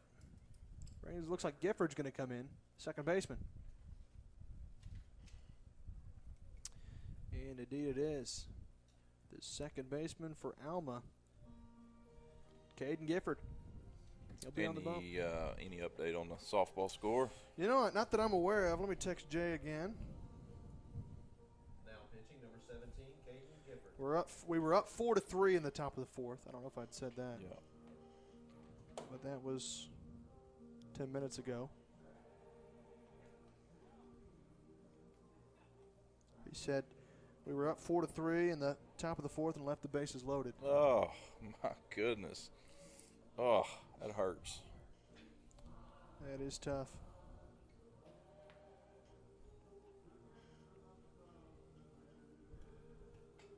Well, I don't know. I don't guess you guys are broadcasting the Friday game, are you?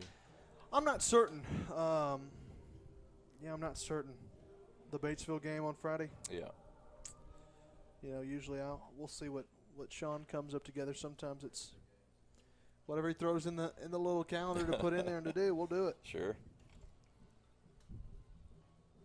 But it sure is a lot of fun. It gets a lot more fun when you get to this type of part of the season where you're realizing, hey, we're obviously made it to the tournament. We're playing for something. That's right. I'd kill to go up there and call that Alma softball game. Yeah, That'd be no something. doubt. You know, I was telling them earlier, we kind of ran into that same situation my senior year against Alma. We didn't have to sweep them to go to state, but it was the same thing. We had to beat them by more than they beat us. Goodness. And so we won the first game, and then they ended up winning the second game by I think 1 or 2 runs more than what we beat them by. Oh, that's tough. Yeah, it was a killer. Well, because at that point, you don't necessarily have to win. You just got to keep it close. Oh, goodness. Well, it's 8-4 Alma after 4 now, and we sit 9 outs to work. Greenbrier's in a little bit of a jam down in Alma, or up in Alma, I should say. It was 4-3 after the 4th, but apparently Alma put 5 runs in the bottom of the 4th, and that's tough.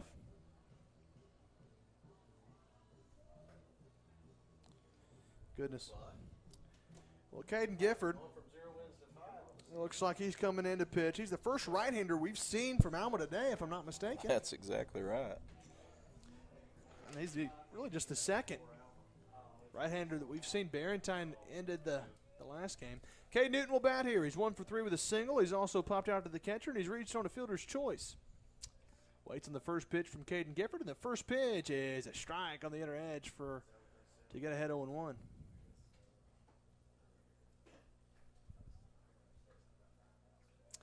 No balls at a strike to Cade Newton. The 0-1 pitch. Waved at a miss, and it's 0-2. Gifford's got a good location there. Got Newton to reach a little bit. Now it's no balls, 2 strikes. Gifford working quickly. Comes set from the stretch. 0-2, line towards right center. Center fielder going back. He can't make the catch. It's over his head, and it's all the way to the wall. And that's going to do it. Well, are they holding up the runner? What's the call? That's ball game, it looks like. And Greenbrier wins it. 11-1, a walk-off. Double to center field for Cade Newton. And that will do it. Greenbrier has solidified the 2 seed, Matt. All right. So a week from Thursday, the state tournament will begin up in Jonesboro, and our Panthers will be the 2 seed from the west. They'll play the 3 seed from the south. From the standings that we saw, that would be Hot Springs Lakeside. Sure. Not certain if they're done playing or not. But for what it looks like. So, Matt, what are your takeaways as we get set to wrap this up and get on out of here? Yeah, Jebby, we talked about it earlier in the broadcast that, starting pitching for us has been solid year-round, and so we feel good going into the tournament about our pitching. Even beyond those 2 guys, we've got 2 or 3 arms that can carry you through. The way we swung the bat in that last inning, that's the best I've seen us hit all season long. So Absolutely. Hopefully we can build on some momentum there. If we swing the bat like that, I think we can beat anybody in the state. Absolutely. The pitching staff is there. We've That's seen right. that. It's the hitting that's been spotty at times. And so Sure. if we can keep it together, like you said, absolutely. Just looked good. I mean, and you looked in that last inning, that we put up 11 runs there in the 5th inning. If you looked at it, there wasn't a lot of walks, and it was No. we were making them, we were earning it. Yeah, Putting the ball in play. and hitting it square. I mean, hit the ball hard. There was a couple that they gave us some gifts there. Sure. But for the most part, we hit the ball hard that inning. Sure. Just got to find a way to keep that going heading into the postseason, which is why I guess Coach Cope has scheduled Batesville coming up. Yeah, and Cabot next week. Batesville's a great baseball program historically. Good team this year. They've got a pitcher that we faced. I say we, my boy's age, have faced pretty much growing up since 9 years old. And Gage Wood he's a gamer. I mean, he can bring it. And I'm sure that's who we'll see because they'll probably pitch him game 1 in state, and so they'll want to get him some work Friday. Sure. And so it ought to be a good baseball game. Oh, I imagine. And, the way that we play or have been playing, we're obviously solidified the 2 seed in state. Batesville is going to be in the postseason. Cabot will as well. Obviously, they're 6A. Yeah. It'll be good prep for us, good for them. Hopefully get to see some relievers get some action as well. But it's crunch time now, Matt. It is. We're getting close. This is when it all matters. That's right. Well, it's been fun. Matt, it's been a pleasure. I was excited, loved it. Greenbrier takes both games. They win the first one 7-0. They run away here in a nail-biter, 11-1 in the second one. And I say nail-biter, you would think looking at the final score, but my goodness, Noah Likens pitched lights out. Yeah, it was 1-0 going into the bottom of the 5th. Right. And we just exploded on them. So, kid pitched a great ball game up to that point and had one little blunder out there in the outfield that kind of got the ball rolling and kind of was the difference in the game. Couldn't get it stopped. Well, and you mentioned it earlier. You look at that, maybe he makes that catch. Do we see anything like that develop? Maybe not. Maybe not. Maybe Likens pitches and he throws a 7-inning, shutout, whatever. But as it is, Greenbrier gets the win. They solidify the 2 seed. That's going to do it for us here in the booth. For my partner, Matt Wilcox, I'm JB Brazil saying so long from Greenbrier, where they are state bound and they claim the 2 seed. We will see you next time. Have a good one.